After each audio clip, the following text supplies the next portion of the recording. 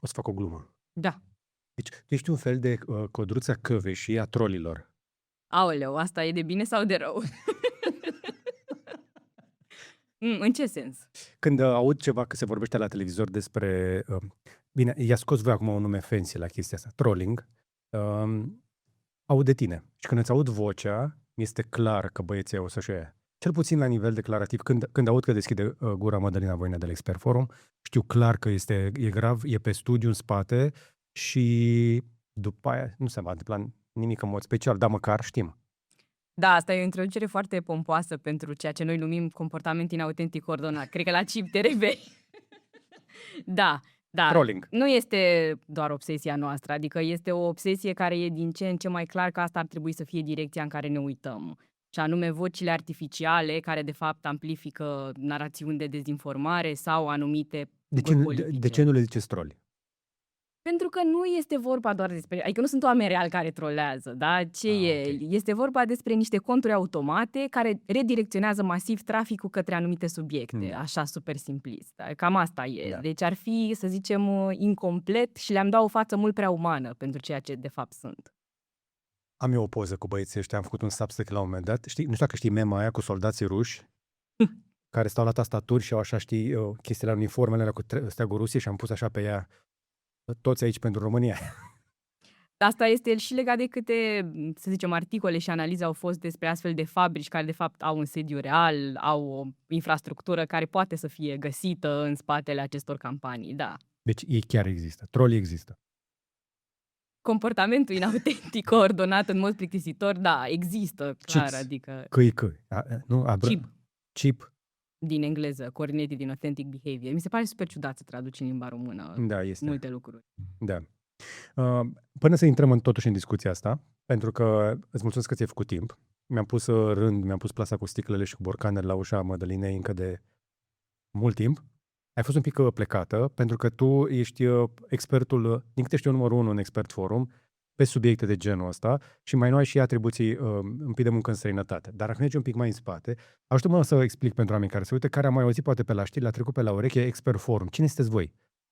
Suntem un think tank de bună guvernare de peste 10-13 ani, am o memorie foarte bună. Eu sunt în Expert Forum de vreo 5 ani, pe partea de reglementări digitale și monitorizare online. Dar ce este Expert Forum? Expert Forum este un ONG. Un ONG, așa. Un ONG care se ocupă de mai multe arii. Aria mea este pe partea digitală. Printre fondatori avem pe Sorin Ioniță, Laura Ștefan pe partea de anticorupție, Otilia Nuțu care se ocupă de energie, avem figuri proeminente precum Septimiu Spurvu care a făcut Bani Partide, practic singurul site care Banpartide.ro, care colectează toate contractele și tot ceea ce ține de finanțarea partidelor politice din România. Deci a zice o gașcă de tocilari care lucrează pentru transparentizare.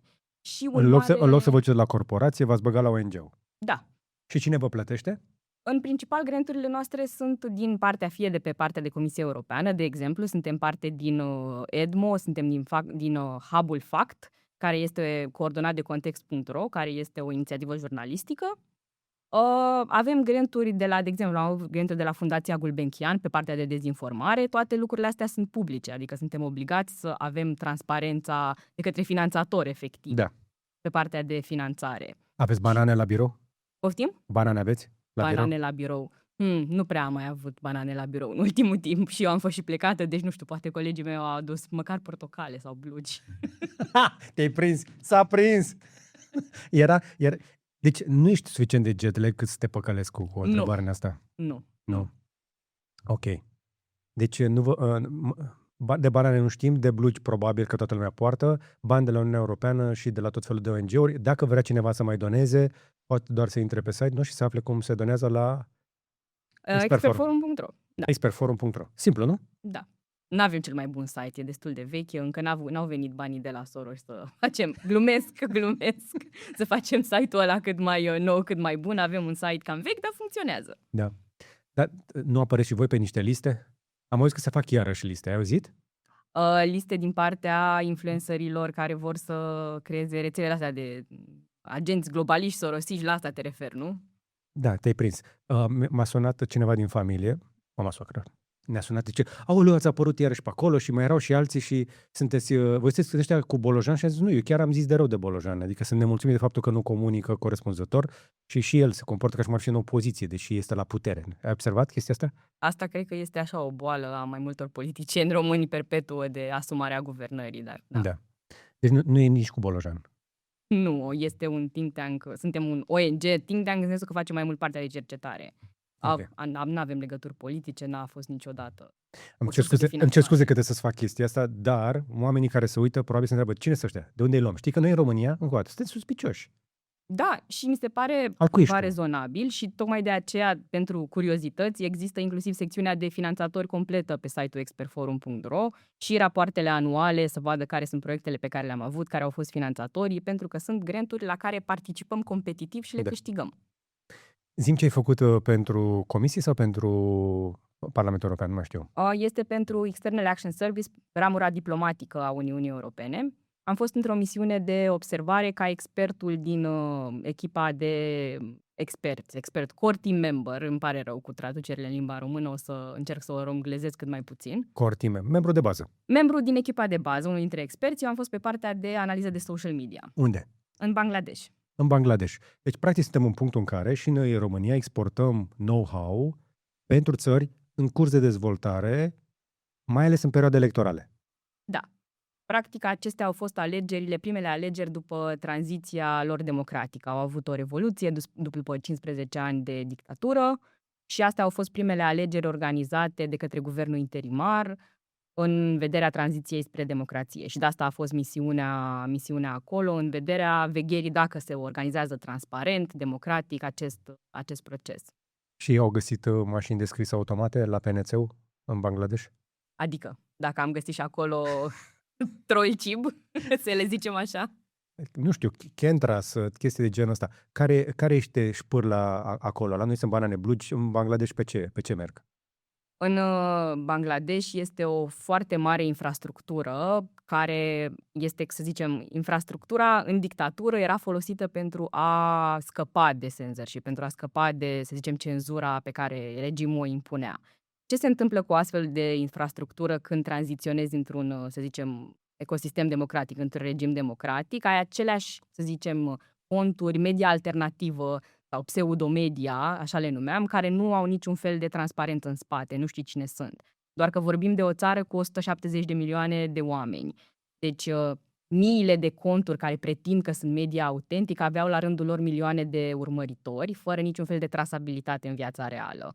Deci, în raportul final, care e și el public, puteți observa că în Bangladesh asta a fost o mare problemă, pseudomedia și clonarea identității unor website-uri de presă reală. Fantastic, mi se pare. Pentru că ne arată cum ar fi fost la noi dacă prindea comunismul Facebook-ul. Da, în același timp, un alt lucru este și cât de absente au fost platformele de social media din a răspunde acestor provocări. Adică în raport spunem că au fost destul de absente. Facebook, într-o țară cu 170 de milioane de locuitori, Dhaka fiind unul dintre orașele foarte populare în folosirea advertising-ului și așa mai departe în Facebook, nu au avut un centru de alegeri. Mi-e greu să le traduc, un election center, un centru pentru organizarea alegerilor, practic, să se uite, să aibă echipe dedicate pe baza cărora să asigure integritatea informației. Să se uite la conturile astea, să vadă dacă există o amplificare artificială. Deci a fost o implicare foarte mică din partea platformelor de social media, chiar dacă vorbim de o țară foarte numeroasă.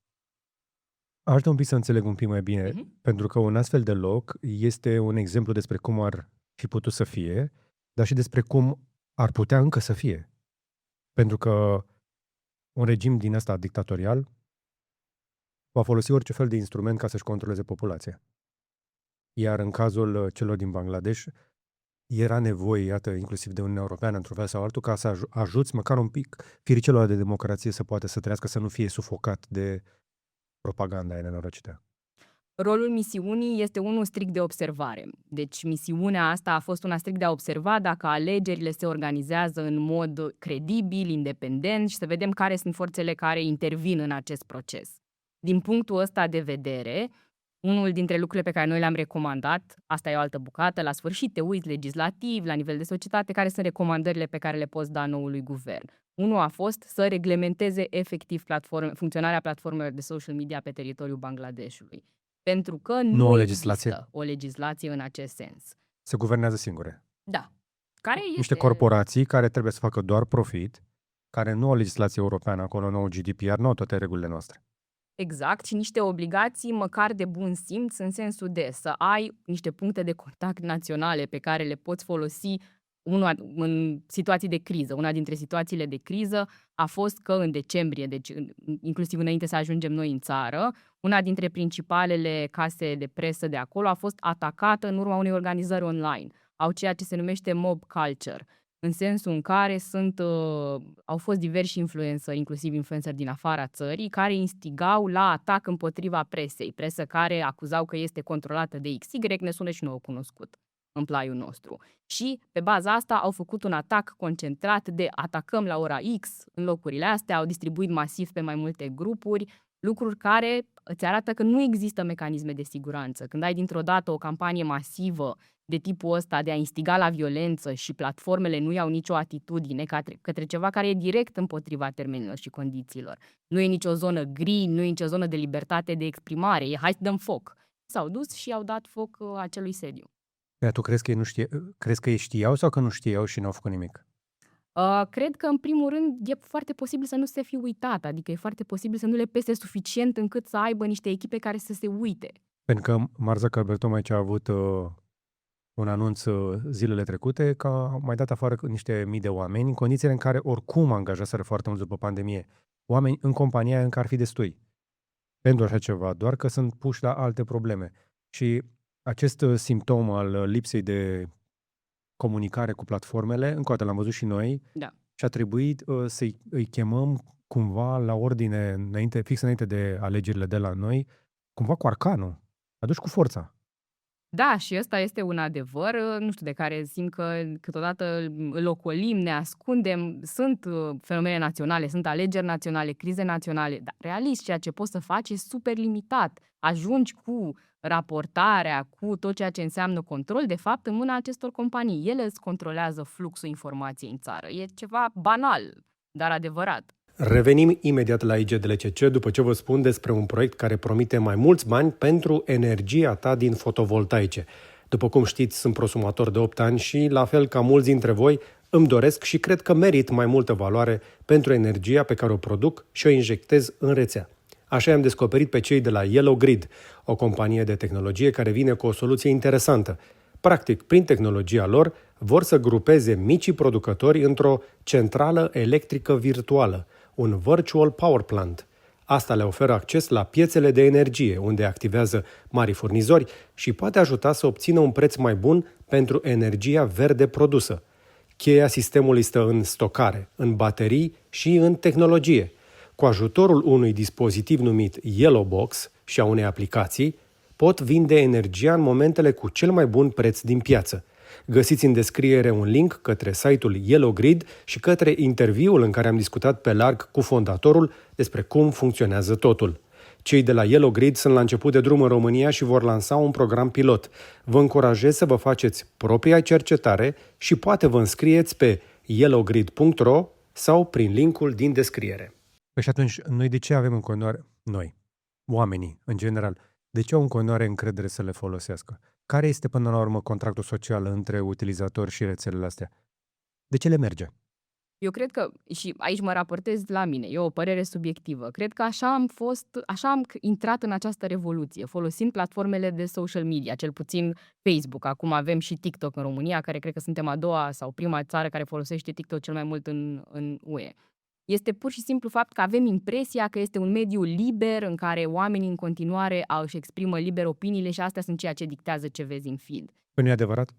În opinia mea, asta nu mai este adevărat de ceva timp, într-o proporție semnificativă din două motive. Odată din cauza algoritmului de recomandare, care fiind maximizat pe profit, deja suntem într-o etapă de tiraj. Sunt câțiva ani ani buni în care a fost antrenat și deja vedem că echo chambers, camerele eco, fiecare persoană este făcută să petreacă cât mai mult timp în platformă, astfel încât îi se poată livra cât mai multe reclame, să fie un utilizator cât mai loial. Asta odată te face să fii efectiv blocat într-o singură sursă de informare a Într-o bulă. realității, într-o bulă, și pe de altă parte un nou fenomen care sunt trolicib, și anume că sau cel puțin de când avem și LLM-urile AI de tip chatbot și așa mai departe, e foarte ușor să inunzi cu trafic fals, cu astfel de conturi, să redirecționezi oamenii.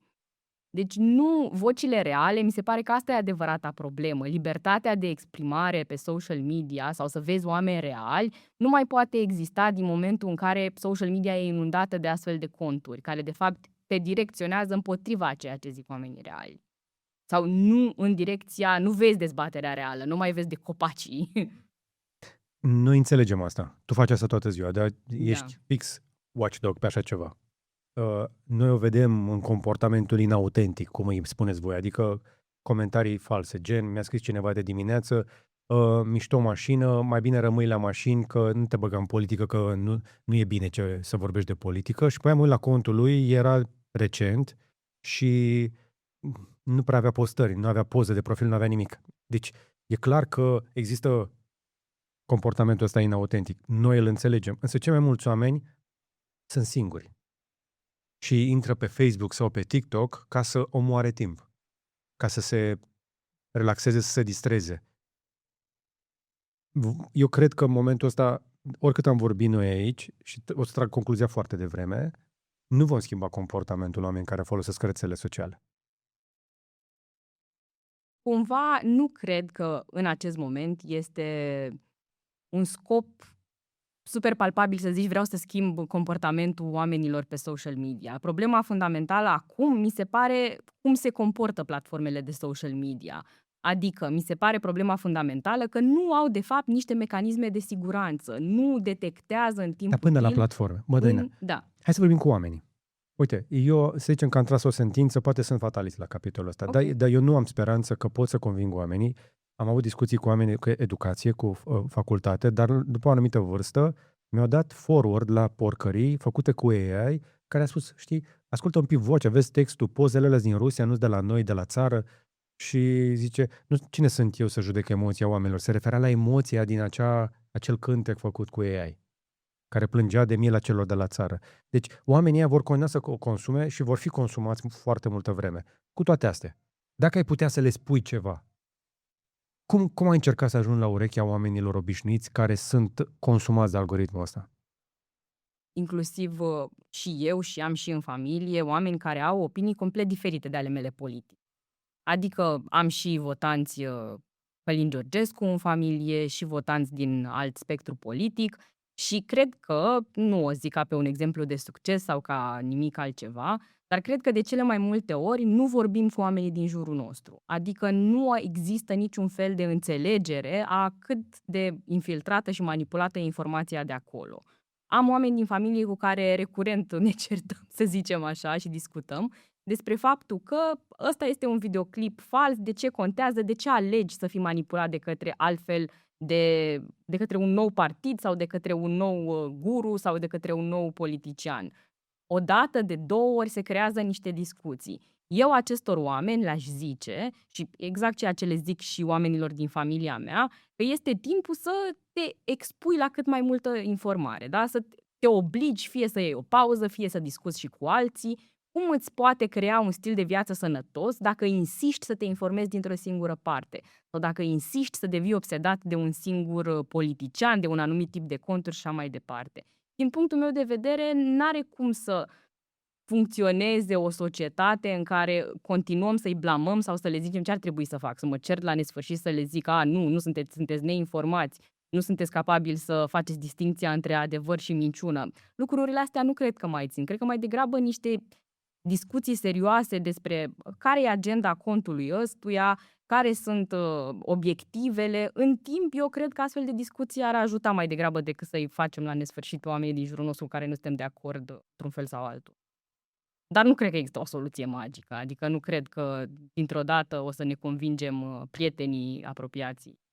Eu aș mai insista un pic aici, eu cred că nu este o discuție rațională. N-are cum să fie. Eu cred că este mai degrabă o discuție emoțională și la masa asta mi-a mai zis-o proful Borțon, care este profesor de semiotică și zicea chestia asta. Are o vorbă în italiană. Sună așa frumos. Non è vero, ma è ben trovato. Știi, ai auzit de ea? Am înțeles doar prima parte. Nu e adevărat, dar sună bine, dar e plăcut. Și asta este chestia cu care se întâlnesc cu oamenii ăștia pe rețelele astea sociale. Pentru că eu asta văd foarte multă singurătate, frustrare, sărăcie de multe feluri, lipsă de educație, dar și lipsă de conexiune în familie. Familiile de la noi sunt sparte bucăți. Atunci oamenii ăia se refugiază emoțional acolo, unde sunt așteptați de un algoritm care... Dacă intrăm în partea asta, e și foarte mult o chestie de identitate, de faptul că oamenii ajung să simtă că aparțin unui anumit grup cu Da. anumite idealuri Da. și nu mai face parte deja din sfera dezinformării. Adică tocmai de aceea e din ce în ce mai, să zicem, contradictoriu dacă merge sau nu partea de fact-checking. Pentru că deja s-a construit o identitate și nu doar o identitate, dar mai mult decât atât, aparții unui grup cu care interacționezi, vorbești, simți alinarea singurătății. Peter Pomerantsev în How to Win an Informational War, în care practic se uita cum propaganda nazistă câștiga teren în sensul ăsta. Unul dintre argumente era exact argumentul singurătății al unor oameni care nu simt că au un plan de țară, nu simt că mai au un fel de onoare, nu simt că aparțin unei societăți sau unui grup. Nu știu dacă nu sună cunoscut, dar simt că asta avem și noi de foarte multe ori o problemă. Nu simțim mândria în a fi român decât când mergem într-o zonă extremă. Și asta este o soluție pe care, din păcate, vrem sau nu, latura asta suveranistă o aduce cu sau fără chip. Mândria de a fi român, mândria de a avea un plan, pentru care pentru mulți oameni rezonează. Pentru că noi nu avem un plan. Exact. Și să fii mândru ne dau mai degrabă ocazia oameni care nu au nicio legătură cu statul, ba chiar o fac în ciuda statului. Sportivi, cineaști, oameni de felul ăsta, avem mai multe motive de frustrare. Hai să intrați un pic în Bangladesh. Cum s-au terminat alegerile acolo? În raportul nostru, alegerile, în primul rând, au fost credibile și pașnice, care pentru Bangladesh înseamnă două condiții fundamentale ca alegerile să fie bune. Adică nu au fost violențe masive.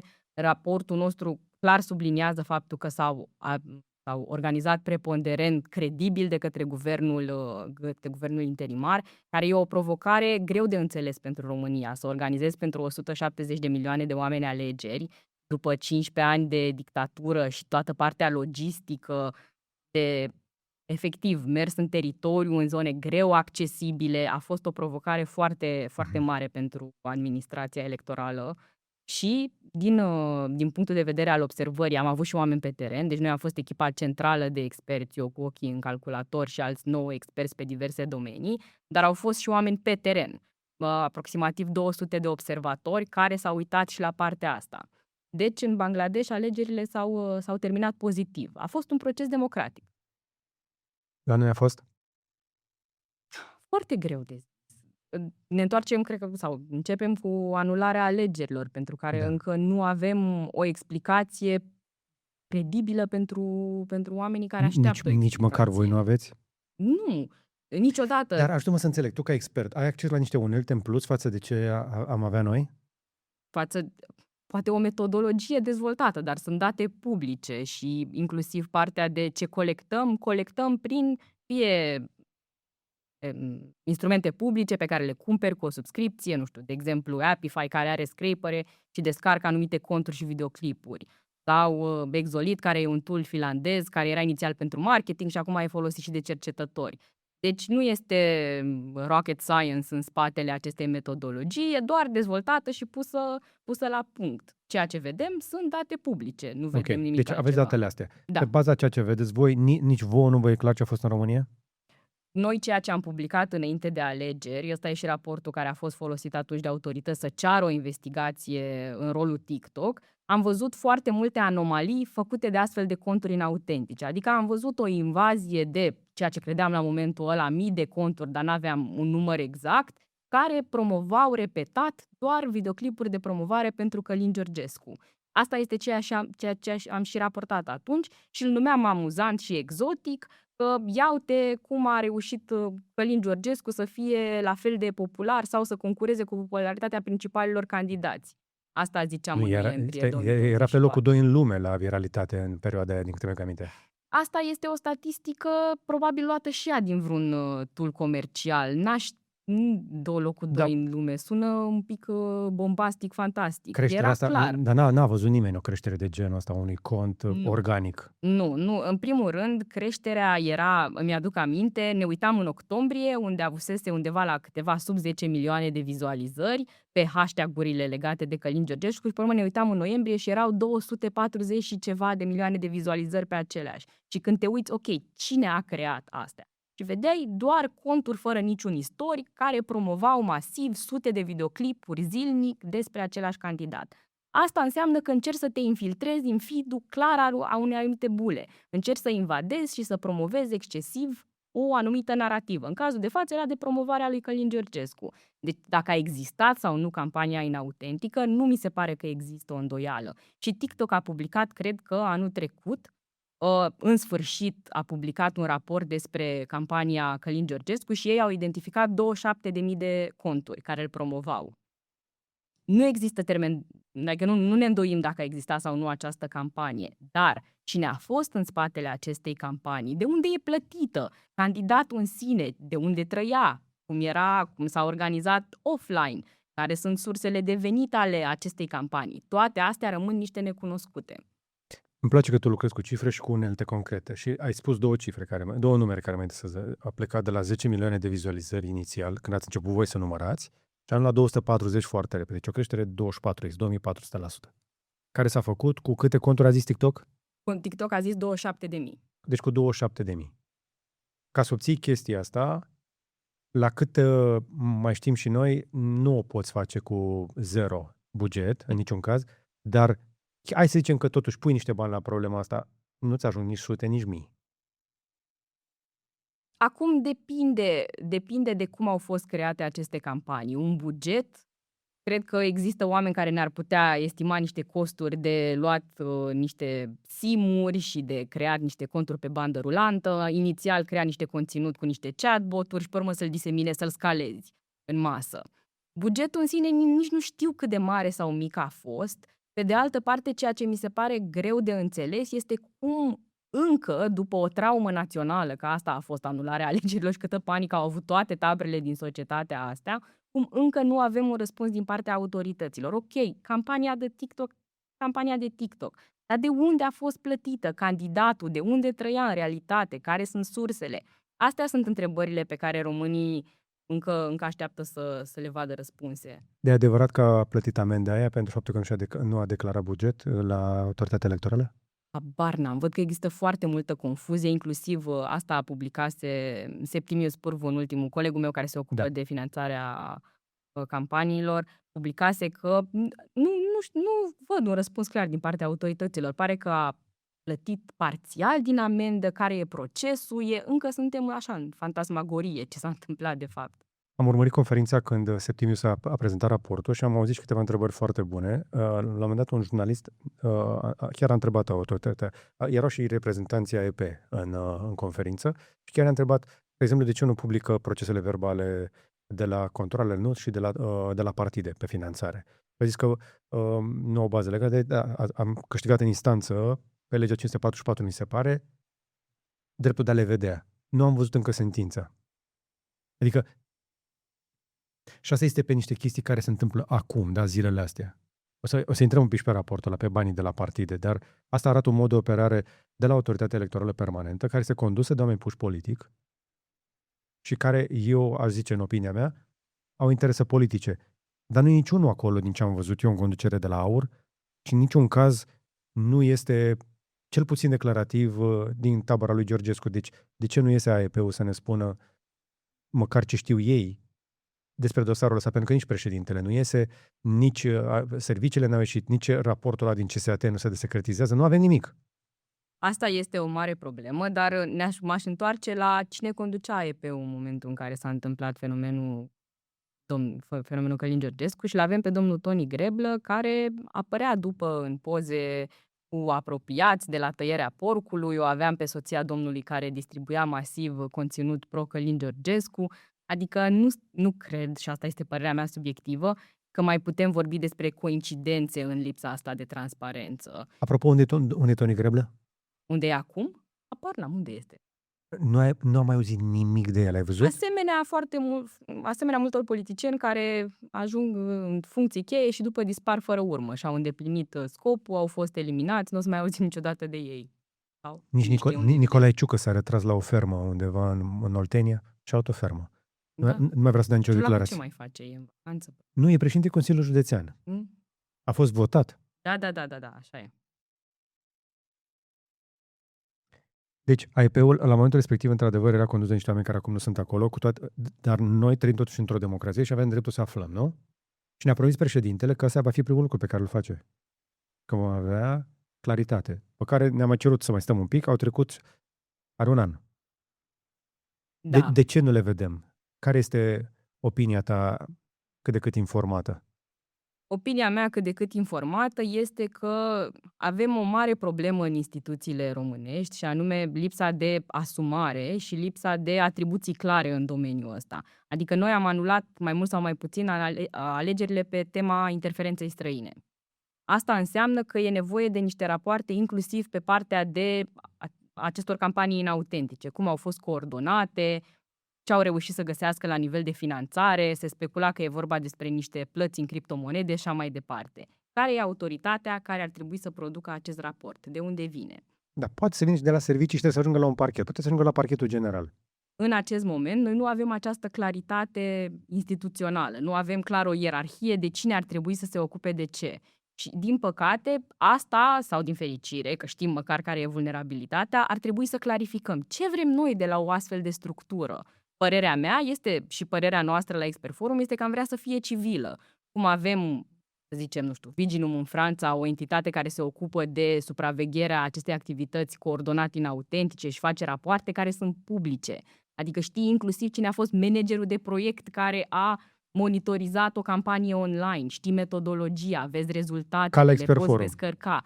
Da, pentru că niciodată nu se poate un ONG să substituie rolul statului. Statul român trebuie să își asume că are atribuții în a le explica oamenilor ce se întâmplă inclusiv în spațiu informațional. Dar crezi că procurorul general nu putea să facă el asta? Pentru că a avut niște declarații pe subiectul ăsta. Plus că l-am schimbat și pe ăsta. Acum este adjunct la DNA, mi se pare, să nu știu unde l-am mutat pe domnul Florența. Deci ușor, toți oamenii care erau acolo, ușor, dispar. Și asta e o problemă sistemică a statului român, că nu știu unde se termină incompetența, unde este o lipsă de asumare generală, de frica de nu cumva să se întâmple, să fie cineva demis, să se ducă o responsabilitate greșit, și nu știu unde este efectiv rea intenție și complicitate.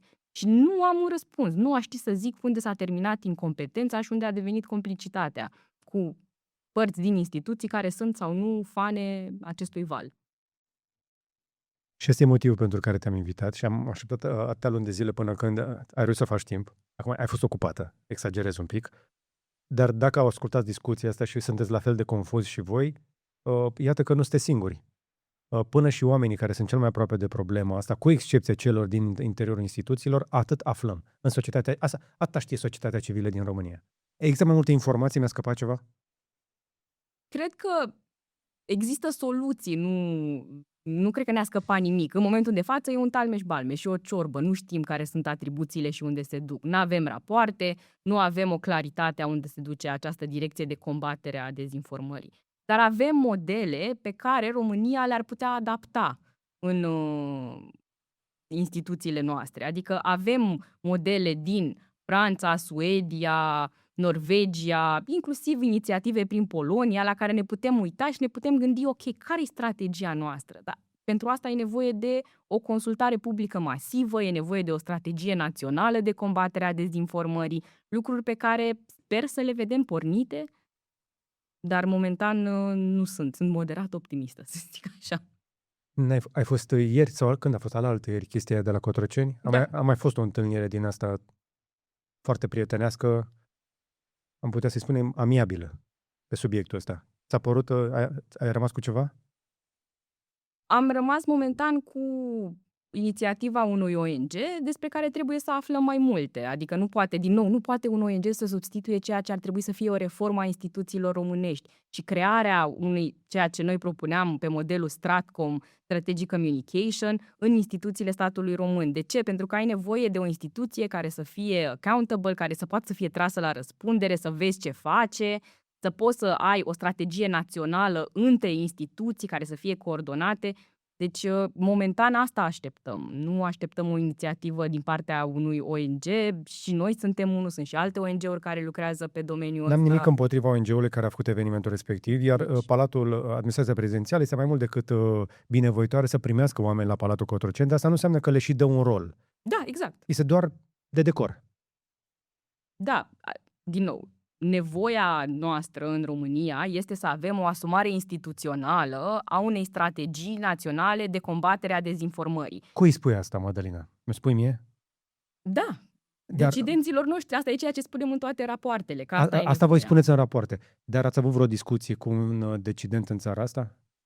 Am avut multiple discuții cu decidenții din țara asta, inclusiv facem parte dintr-un consiliu consultativ în care mai multe organizații ale societății civile am discutat cu ANCOM, cu coordonatorul serviciilor digitale din România. Noi suntem activi în a promova democratic care sunt soluțiile pe care noi le credem făcute. Dar până la urmă, vrem sau nu să recunoaștem, este vorba despre dorința politică de a le implementa.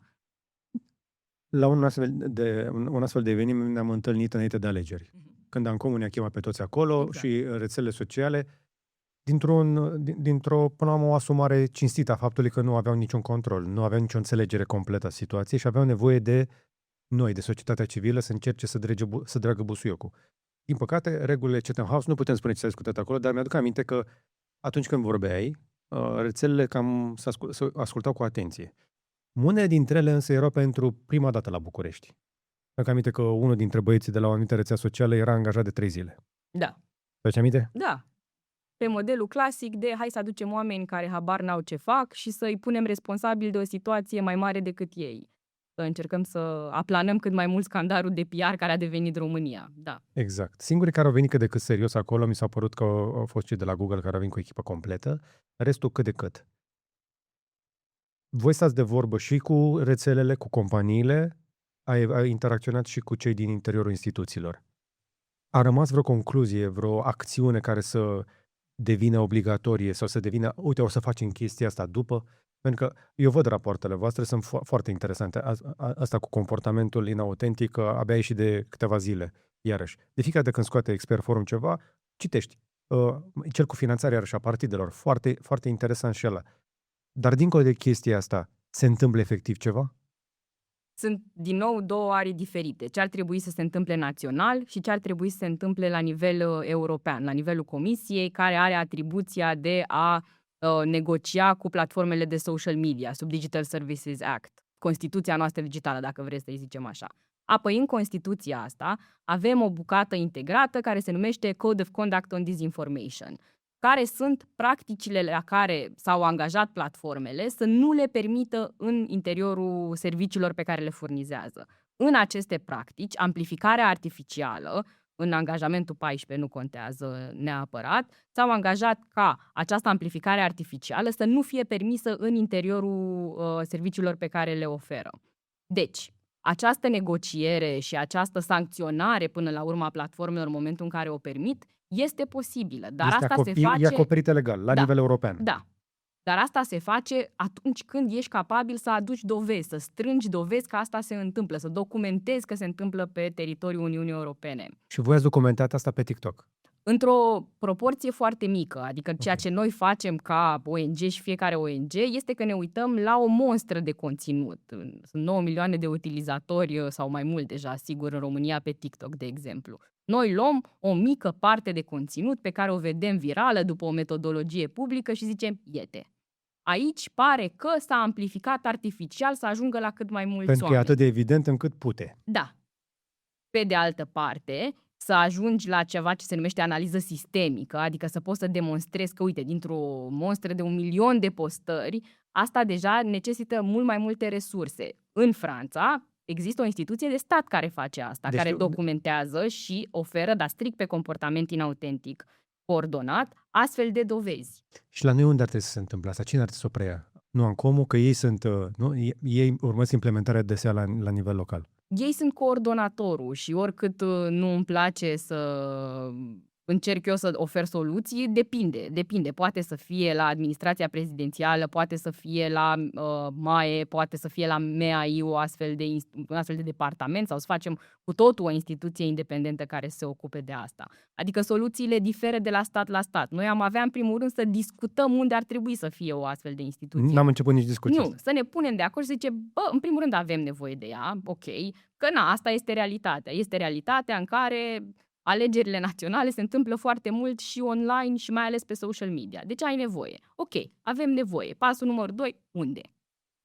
Acum, eu știu că are foarte multă treabă, că noi nu avem prim-ministru, că toată lumea fuge de funcția asta. Dar avem un mare mediator. Că de-aia zice, nu? Este în fișa postului. Ați avut orice fel de interacțiune cu președintele României în ultimul an pe subiectul ăsta? Nu am avut acțiune. Sau cu administrația prezidențială? Cu administrația prezidențială știu că au citit rapoartele, știu câțiva oameni Cine care au și citește acolo astea? reacționat. Există un consilier pe așa ceva? Știu că a fost numit acum un consilier nou, dar n-am apucat încă să discutăm. Cine? Martina Orlea, cred, îmi pare rău dacă greșesc numele, n-am apucat încă să... Un an mai târziu, administrația prezidențială și-a luat un om pe așa ceva. Da, Doamne ajută! da, să vedem. Să vedem, dar nu am apucat încă să... Pentru că era una dintre urgențe. Imediat după alegeri, cu toți așteptăm această claritate. Da, și mai mult decât atât, nu poate să fie o inițiativă sau nu poate să fie o încercare de Stratcom, de Strategic Communication, care să fie undeva ascunsă într-un sertar sau să fie netransparentă, că e exact împotriva scopului. Ce încerci cu inițiativa asta? Să reclădești încrederea oamenilor. Nu poți să o faci decât prin transparență extremă. Da? De-aia francezii publică până și numele colonelului care e project manager atunci când face o investigație. Pentru că oamenii au nevoie să vadă toate aceste date. Sunt date publice pe care ONG-urile pot să le ia. Dacă și statul le ia și face niște studii mai mari, le folosește drept dovezi să dovedească interferența, atunci, încet încep să dezvolți capacitate de analiză, să înțelegi fenomenul, după aceea să dezvolți o abordare holistică. Iar scopul nu e doar să te uiți la rețelele astea. Ce faci cu ele? Te uiți. La ce atacă? Revizionism istoric. Ok, care e abordarea pe partea de educație? La norvegieni, de exemplu, strategia de combatere a dezinformării a fost publicată pe site-ul Ministerului Culturii. De ce? Tocmai pentru că e o abordare care trebuie făcută holistic, la nivel de societate. Nu trebuie să te uiți, o îngropăm într-un sertar la SRI sau într-un sertar, să zicem, la ANCOM, nu fac asta, nu e în atribuțiile lor, și după încercăm să ce? Care e scopul? Care e obiectivul unei astfel de strategii? Foarte tare. Deci până și norvegieni au probleme în astea. Toată lumea. România nu e unică la probleme, suntem unici doar, din păcate, la ce s-a întâmplat în 2024 cu această campanie, dar ce mă îngrijorează este că nu pare că a fost un semnal suficient de puternic să ne trezim că avem neapărat nevoie să ne organizăm în direcția asta și să ne organizăm într-o direcție holistică. Ce lipsește din educație? Care sunt modurile de a vedea ce a funcționat în România? Sunt diverse inițiative de media literacy, să vedem care sunt vulnerabilitățile. Ok, atunci statul român care e direcția pe care poate să o aibă aici? Să vadă care sunt vulnerabilitățile, să finanțeze ceea ce deja e eficient în școli, să încercăm să avem o schimbare pe termen lung. Nu o să putem să încropim ceva. Adică tot ceea ce sună drept soluție fantasmagorică de scoatem boții din priză, nu o să funcționeze, pur și simplu. Este nevoie de o resetare la nivel de instituții, cum abordează asta. Hai să le luăm pe rând. 1. Da. De ce nu putem să scoatem boții din priză? Pentru că, din câte știu, de obicei vin de pe anumite clase de IP-uri, de anumite centre de date. Nu au atât de multe IP-uri. Adresele de internet sunt în cantitate limitată. E o marfă destul de scumpă. Ca să poată să intre pe internet, trebuie să intre din niște locuri de unde să poată accesa rețelele. Pentru că și rețelele astea sociale cam știu de unde le vine traficul, evident, că trebuie să le vândă după aia reclame, nu? Atunci, dacă știm de unde sunt, de ce nu facem așa? Nu e vorba de statul român care îi scoate din priză, este vorba despre platformele de social media care decid că nu vor să le scoată din priză. Acum, din punctul meu de vedere, vedem mai degrabă o îmbrățișare a traficului artificial din partea platformelor, pentru că generează masiv trafic și, pe de altă parte, la rândul lor experimentează cu partea asta de LLM-uri și AI și sunt confortabile să lase spațiul informațional invadat de astfel de conținut. Vorbești serios? Da. Pe de altă parte, multe dintre rapoartele noastre publice pe comportament inautentic coordonat au conturile puse acolo. Multe dintre ele sunt și în momentul de față active, după alegeri, fără nicio problemă. Deși le-ați dat raport în care le-ați spus astea. Da, și ele sunt publice pe site-ul nostru. Asta am făcut și pentru... Și pe TikTok și pe Facebook. Da, pentru că traficul artificial nu este considerat la fel de grav cum îl prezint eu acum de către platforme. Pentru ele este o oportunitate de business de multe ori. Facebook, Meta, în datele lor financiare, când au arătat încasările, au recunoscut că între 20 spre 24% din încasări sunt din scams, din țepe. Ei știu că încasează bani din reclame, inclusiv cu fața și cu numele meu. Zilele trecute mi-a trimis cineva că vindeam chiloți.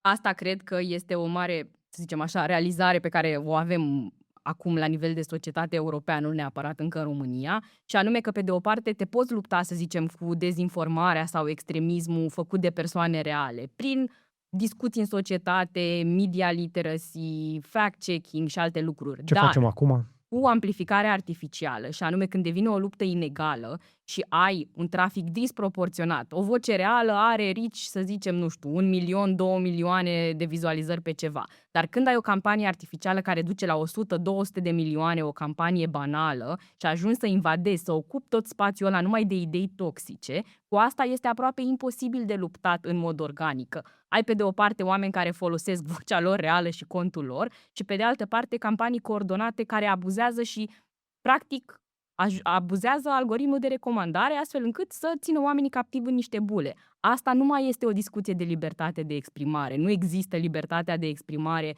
a boților în mediul online, doar a oamenilor, care nu mai ajunge să fie auzită din cauza acestui fenomen. Cu ăsta cred că trebuie să ne luptăm tehnic, adică aici trebuie să fie o poziție mult mai dură din partea Uniunii Europene față de platforme care permit invadarea asta în Uniunea Europeană. Tu vorbești de exemple de la 1 la 10, de la 1 la 20 de ori amplificare, dar în realitate au câștigat boții teritoriul de social media? Sunt mai mulți cei cu comportament inautentic coordonat. Așa. Da, sună plictisitor. Da, decât oameni? Păi asta este teoria internetului mort, e așa o conspirație între tocilari, dacă există sau nu fenomenul ăsta, dar eu cel puțin ce văd din studiile noastre și ale altor colegi din România și din Uniunea Europeană, este că de când au apărut LLM-urile și de când este atât de ușor să le folosești pentru a crea conținut în masă, e un mare pericol. E un mare pericol în absența unei dorințe din partea platformelor de social media de a acționa. Nu mi-ai răspuns la întrebare. Pentru că nu există un răspuns clar. Adică eu cred că suntem pe acea cale, dar nu suntem încă acolo. Hai să o luăm adică altfel. nu e... Eu când intru pe internet, Da. nu găsesc aproape nicio postare de la cunoscuții mei. Mai văd niște postări de la organizații de presă, poate un lider de opinie, dar atunci când mai intru, atâta cât intru, eu nu văd postări de la oameni care am dat eu follow. Aici intrăm în terenul speculativ de cum funcționează de fapt algoritmul de recomandare. Nu mă refer doar la algoritm, mă refer la faptul că dacă mă duc pe conturile lor, nu găsesc mare lucru. Deci cei mai mulți oameni, exact cum ai zis tu, într-un club în care toată lumea urlă, nici nu se mai aude muzica, tu zici, bă, dar de ce să mă mai apuc să mai postez eu? Ce aș putea să mai zic eu util, interesant sau important, nu? Toată povestea asta. Da, acum eu cred că nu suntem încă în punctul în care social media e exclusiv sau majoritar dominată de conturi inautentice, dar cred că ele sunt activate în momente cheie. Adică atunci când, acum, în criza guvernamentală, pe TikTok am văzut activată o astfel de campanie. În alegeri, în ceea ce în reglementări se numesc tu vrei să spui acum de câteva zile, iarăși? În aprilie până pe 11 mai ne-am uitat noi. În perioada aia am observat că pe hashtag-urile virale a fost un conținut preponderent inautentic pe anumite hashtag-uri politice. Explică mai mult, vreau să înțeleg. Adică că pe hashtag-urile Ilie Bolojan, criză, guvern, România, existau foarte multe conturi care creau masiv 1000-2000 de videoclipuri dintr-o dată, conturi care nu existau înainte, pentru a ocupa discuția cu ceea ce voiau ele să promoveze, care era majoritar conținut anti-Uniunea Europeană, conținut anti-Ilie Bolojan, anti-Nicușor Dan. Deci asta înseamnă să o activezi. Eu nu cred că suntem încă în momentul în care ele sunt tot timpul acolo și doar ele creează conținut. Dar cred că e o luptă mare să ocupe atenția în momente cheie, momente care decid soarta, de exemplu, nu știu, în alegeri sau acum într-o criză guvernamentală. De adevărat ce am auzit că există o campanie de genul ăsta și pro-Ilie Bolojan? Întotdeauna mă uit și la astea, pentru că am obsesia de a nu-mi confirma singură biasurile. În alegerile din 2025 ne uitam la toți candidații și am văzut conturi inautentice pentru toți candidații, disproporționat mai mult pentru partea atunci Inclusiv pentru Nicușor Dan. Erau niște conturi care păreau inautentice, care le promovau pe Și care au apărut mai ales după ce a anunțat că a primit donații ca să intre în luptă așa mai puternic. Nu mai țin minte asta. Dar oricum le-am făcut publice atunci. Adică întotdeauna am pus această distinție, că toți candidații sunt monitorizați. Da.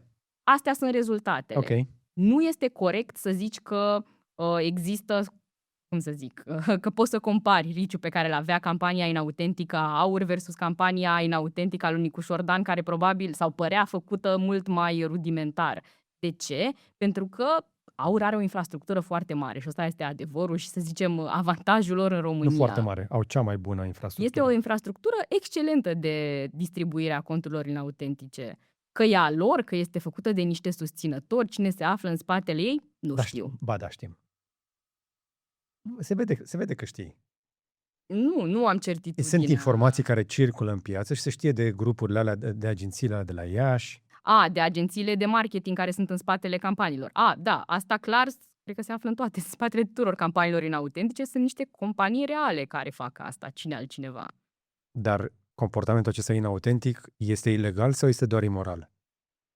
O întrebare excelentă. Este o zonă gri. Eu cred că noi în România ar trebui să avem o legislație pe asta, un cod de conduită pentru partidele politice în care să fie clar ilegal să folosească conturi inautentice coordonate. Momentan este imoral, aș zice mai degrabă. Pentru că în momente cheie, cum am văzut inclusiv la moțiune, cum am văzut și la alegeri, avem așadar se pornește morișca, se bagă fisa și pleacă. Și toate astea sunt alimentate de cele mai multe ori din intern, probabil, sau și din extern, dar acum avem un pic de mai multă vizibilitate pentru ce se întâmplă la nivel intern. Partidele din România, dintr-un raport expert forum, am văzut frumos din toate datele pe care le-ați colectat, se duc așa și maximizează factura posibilă, cât 0,01 din PIB sau cât era? 1 miliard de euro.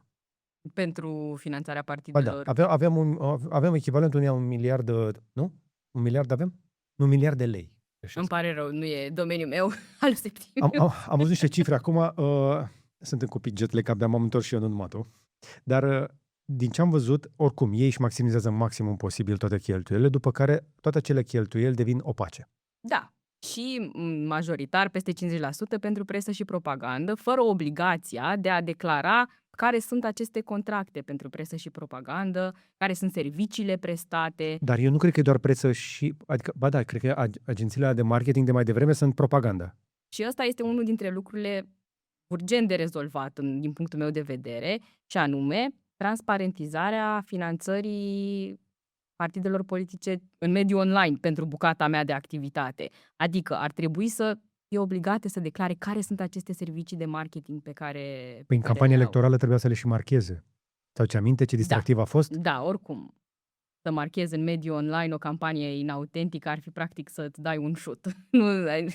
Nu ar recunoaște niciodată că au luat campanii inautentice. Dar eu mă întorc că eu cred că e și o problemă a marilor platforme de social media. Pentru că au interzis au interzis reclamele politice ca urmare a reglementărilor europene. A fost un mare regulament european, regulamentul 900 pe 2024, dacă vrea cineva să-l caute, pentru transparența reclamelor politice. Prin acest regulament, platformele de social media erau obligate să facă o mare arhivă cu toate reclamele politice care au rulat la ele pe platformă și care rulează și foarte multe condiții de nu mai ai voie să faci micro-targetare, adică să țintești o persoană în timpul alegerilor sau cu reclame politice după foarte multe criterii religioase, politice și așa mai departe. În urma acestor condiții considerate foarte stricte de către platforme, au zis ok, atunci nu mai lăsăm partidele politice să aibă reclamă politică la noi. Și ce s-a întâmplat? A dispărut reclama politică de pe platformele de social media? Nu, a devenit într-o zonă și mai gri, netransparentă. Din punctul meu de vedere, au angajat și mai multe agenții de marketing care le fac campanii inautentice. Deci eu m-aș reîntoarce la vina companiilor mari de social media și în amplificarea fenomenului De ce? ăstuia. Pentru că nu poți să le verifice SRL-urile alea din România? Pentru că măcar atunci când aveau reclamele politice transparent, unii aveai mai multe pârghii de a vedea cine se află în spate. Eu cred că ce-mi spui, și acum să speculez, Da. tu îți pui speranța că măcar rețelele să-și facă poliție internă și pe baza algoritmilor lor să-și dea seama că acel conținut este inautentic și să-i baneze, pentru că în realitate agențiilor de marketing le este mai multă frică de rețele sociale decât de autorități. Ar trebui să le fie frică și de autorități. Păi da. Dar ca să le fie frică de autorități, autoritățile trebuie să le vadă. Tocmai de-aia reclama politică trebuia să, din punctul meu de vedere, să rămână permisă pe rețelele sociale. Pentru că în felul ăsta vedeai care este compania care promovează, ofereai și un mecanism legal prin care se puteau promova pe rețele sociale. Acum, din ce în ce mai multe campanii se fac complet ascunse, se fac prin astfel de campanii inautentice. Angajezi o companie de marketing, face 100 de 200 de boți și inundă un spațiu cu, nu știu, promovare. Niște avataruri, niște filmulețe, niște randări ieftine. Nu folosim serverele alea scumpe ca să fie realiste, le facem pe alea cu șase degete. Dar stăteam și mă gândeam acum la bieții pensionari. Tu ai văzut că au dispărut punga de făină și de ulei? Și kilul de ulei? Toți banii acum se duc la agențiile de marketing. Asta mi se pare o adevărată trădare. Măcar înainte primeau ceva concret. Primeau găleata cu alea, acum primesc propaganda. Și primesc propagandă, din punctul meu de vedere, majoritar făcută intern. Adică ar putea foarte bine să fie deconspirată și expusă de către statul român dacă ar obliga partidele să raporteze cum trebuie banii pe care îi iau de la stat. Ok, cum ar trebui să o facă? Uite, să zicem că îți dau ție puterea, eu sunt Nicușor Dan, te chem la Cotroceni și zic, prin consens, dăm repede, nu știu, o ordonanță, facem o lege repede, facem un stratcom în România, transparentizăm la partide. Cum o faci? Transparentizarea ar trebui să fie la AEP, n-ar trebui să fie la acest stratcom din punctul meu de vedere, dar AEP-ul ar trebui să primească capacitatea de a angaja niște oameni, să dezvolte o metodologie de, băi, ok, care sunt serviciile de marketing pe care le aveți? Ar trebui să aibă capacitatea de a audita aceste companii de marketing, să vadă care sunt serviciile pe care le au. Mai mult decât atât, ar trebui să existe un angajament, un cod de conduită al partidelor politice în care să se angajeze public și să aduci și partea asta de umilire publică de ia uite ce ai folosit. Și pe urmă vine partea de stratcom care expune când se întâmplă o astfel de campanie și societatea civilă la fel prin rapoarte și pe urmă construiești un ecosistem. AEP-ul sancționează, poate să auditeze. Hai să mergem mai în spate. Noi, statul, prin AEP, dăm bani partidelor pentru că ți-am dat banii, îmi spui ce ai făcut cu ei. Da. Ce atât? Adică asta înseamnă voință politică, nu? Adică dacă noi putem într-un podcast să ne gândim la soluțiile astea, nu înseamnă că ele nu sunt cunoscute, existente, puse pe masă, nu doar de Expert Forum, de mulți alții. Dar ei știu că toată lumea face chestia asta și se bat în care e mai șmecher, care le face pe alea mai perverse, care să nu fie prinși și se acoperă unii pe alții pentru că toată lumea fură. Și atunci dacă ar face transparentizarea, ar suferi și ai lor. Există voință politică? Ați întâlnit la cineva disponibilitatea de a pune în legislații ceea ce mi-ai zis tu aici? Momentan nu văd voința politică pentru că... La nimeni.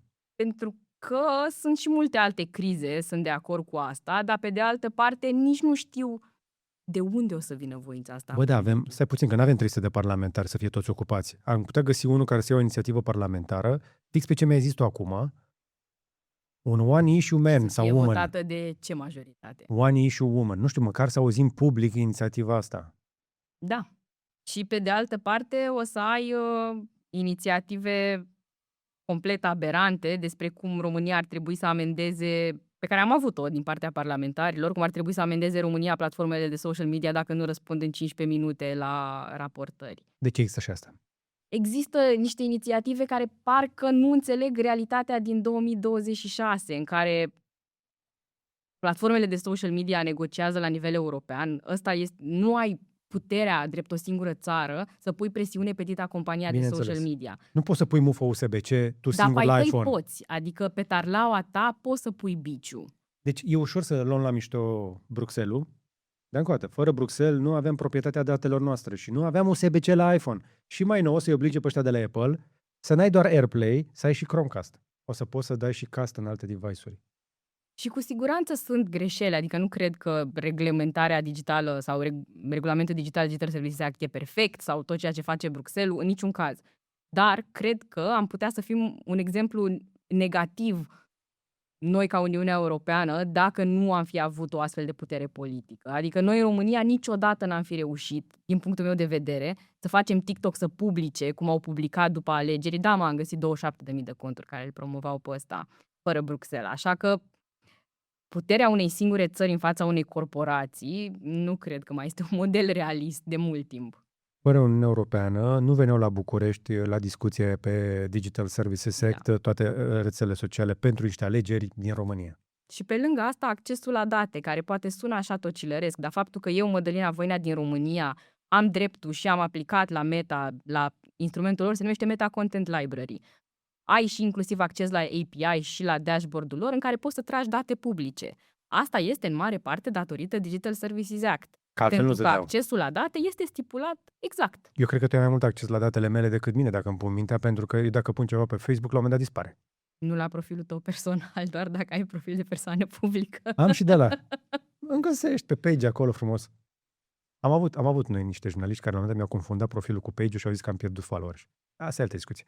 Deci, avem pe de o parte așadar AIP-ul și cu politicienii care încearcă să țină banii pe care îi primesc de la noi pentru partidele alea leneșe, sub capac, le dăm niște bani, ei nu ne spun mari lucruri despre ce fac cu ei, noi suntem ok cu asta teoretic. Pe de altă parte, văd o legislație năsprită împotriva ONG-urilor și mai vedem și de la Agenția Națională de Integritate, ușor se secretizează declarațiile astea de avere.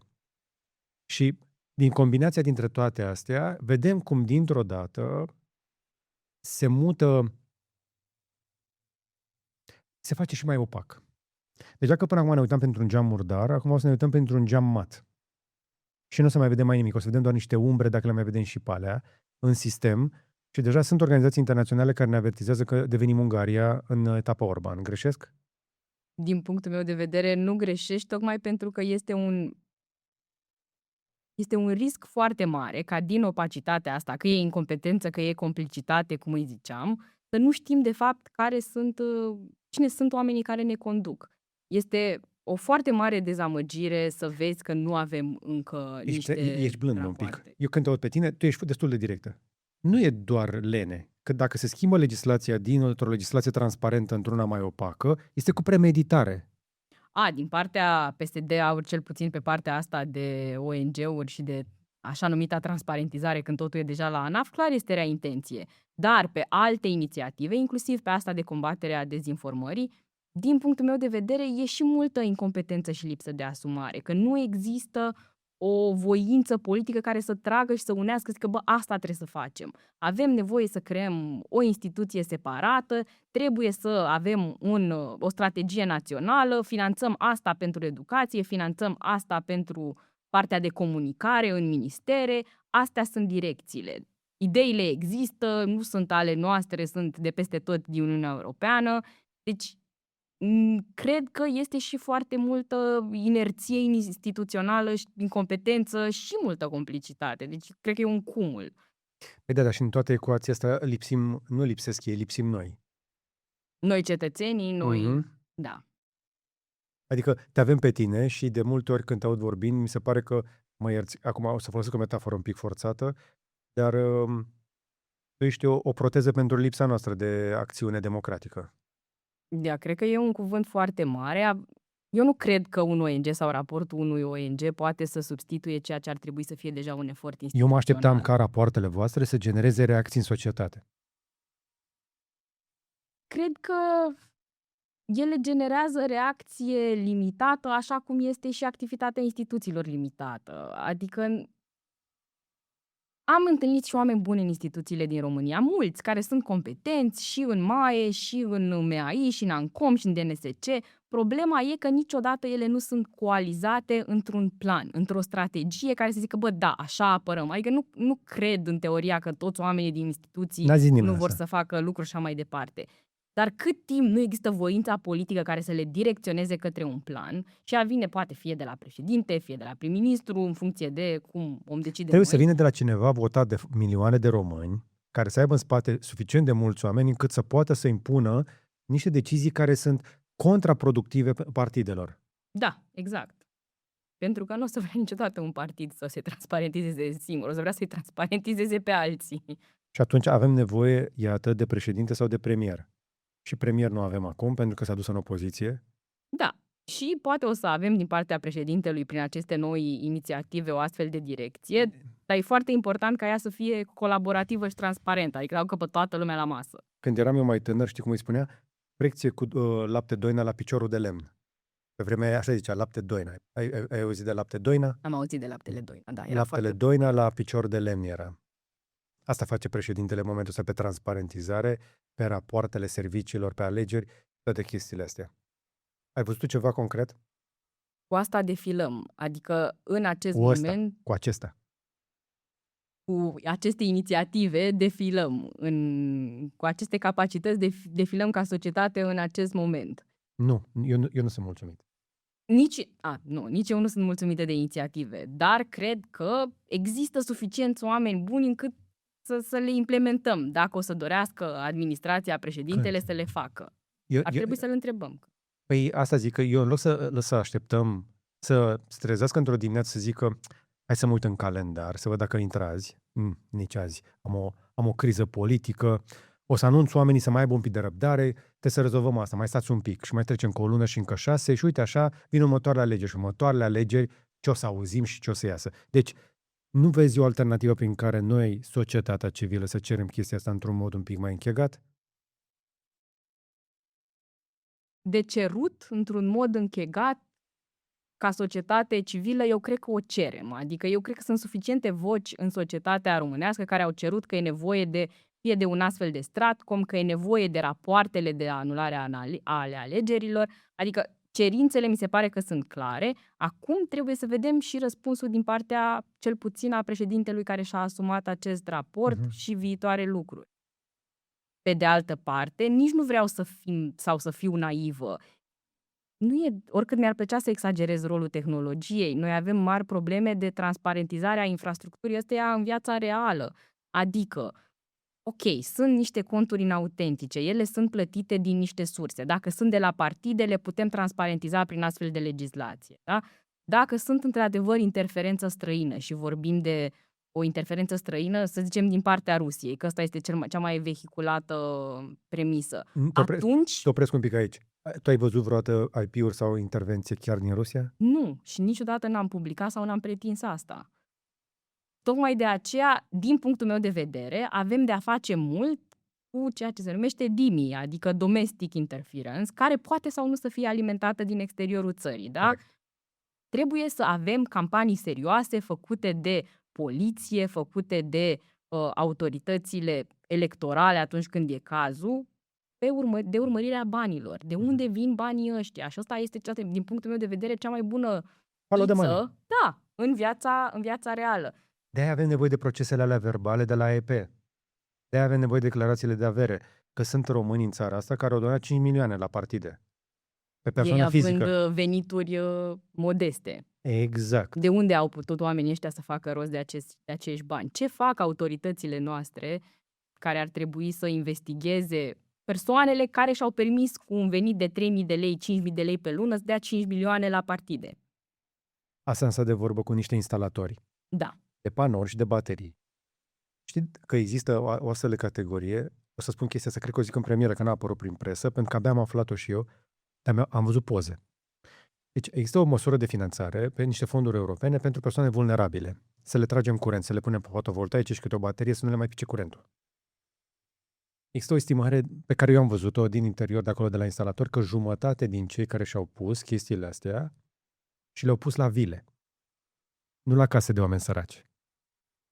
Adică am văzut poză cu vilă cu 3 etaje, cu o singură familie în ea și căsuța din spate și am mai pus și acolo un pic și au făcut pe măsura asta. Deci nevoia asta de transparentizare, mie mi se pare că transparentizarea în general nu poți să o faci decât dacă urmărești banii. Adică dacă vrei să ajuți pe cineva, verifici că la într-adevăr doar atât are, pentru că dacă el într-adevăr declară venituri de 3.000 de lei dacă conduce o mașină de 100.000 și ANAF-ul are astfel de instrumente pe fonduri europene primite. Sau dacă e vorba despre influenceri care sunt plătiți prin companii intermediare, cum era FameUp, prin care s-au organizat, cred că FameUp se numea, nu mai țin minte exact, prin care se organizau influencerii care au avut campania aia, Călin Georgescu, mă rog, fără să-i zică numele, cu echilibru și verticalitate. Din nou, ok, care sunt investigațiile făcute pentru această companie? Să aflăm ce s-a întâmplat. S-a dus cineva la FameUp exact, să le ceară datele alea? să le ceară datele alea. Pe lângă asta s-a dus cineva după aceea la influencerii care au devenit, care au început să promoveze Da, toate aceste voi nu vă narative. puteți duce la FameUp, nu? Dacă vă duceți la FameUp, vă râdânați că nu sunteți autoritate publică. Da, cu ce autorii? Poate nici, cred că și jurnaliștilor le râd. Parcă au făcut niște investigații, niște jurnaliști, cred că de la Hot News despre FameUp și la fel au primit niște răspunsuri. Bine, acum organizații de genul ăsta care plătesc micro și tot felul de activități de felul ăsta, multe din ele au conturile în offshore-uri, like literally, nu știu dacă ai zis povestea aia, la un moment dat OnlyFans avea sediul pe o insulă și trebuie să te duci cu barca cu o scrisoare pe hârtie, să te duci să o depui, că asta era singurul mod în care în jurisdicția aia puteai să comunici cu... Adică intenționa să introducă fricțiune. Da. Deci, practic, nu avem transparența datelor. Cu toate astea, dacă știm că autoritățile noastre au niște date și dacă am introduce totuși legislația prin care partidele să dea acele procese verbale detaliate, să spună exact de unde au venit banii de la cine, îi verificăm pe aia cu declarații de avere, nu ar fi date suficiente cât să scuturăm un pic toată caracatița asta? În ipoteza în care caracatița nu este foarte mult deja prezentă în instituțiile statului și o mai putem scutura. Adică, da, ce zici tu este de bun simț, ar trebui făcut, dar avem voința politică să facem lucrurile astea? Îmi este foarte frică că nu o avem.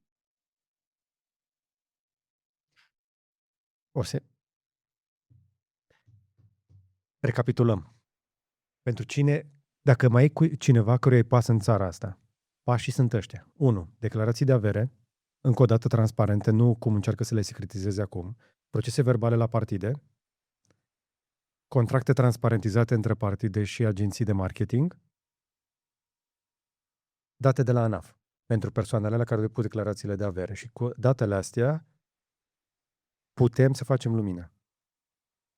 Și multe alte abordări necesare, dar clar, transparentizarea subvențiilor partidelor este o prioritate pentru România în momentul de față, că din banul public plătim ceea ce devine propagandă, fără doar și poate, și în presă și online.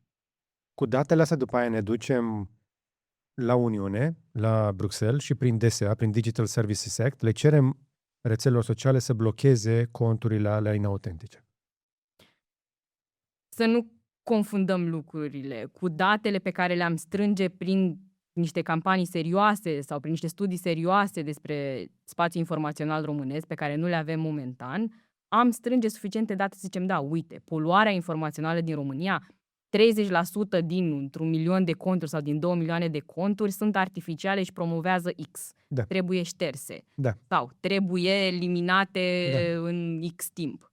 Nu trebuie să le iau toate roțile de la bicicletă, trebuie să le iau doar una.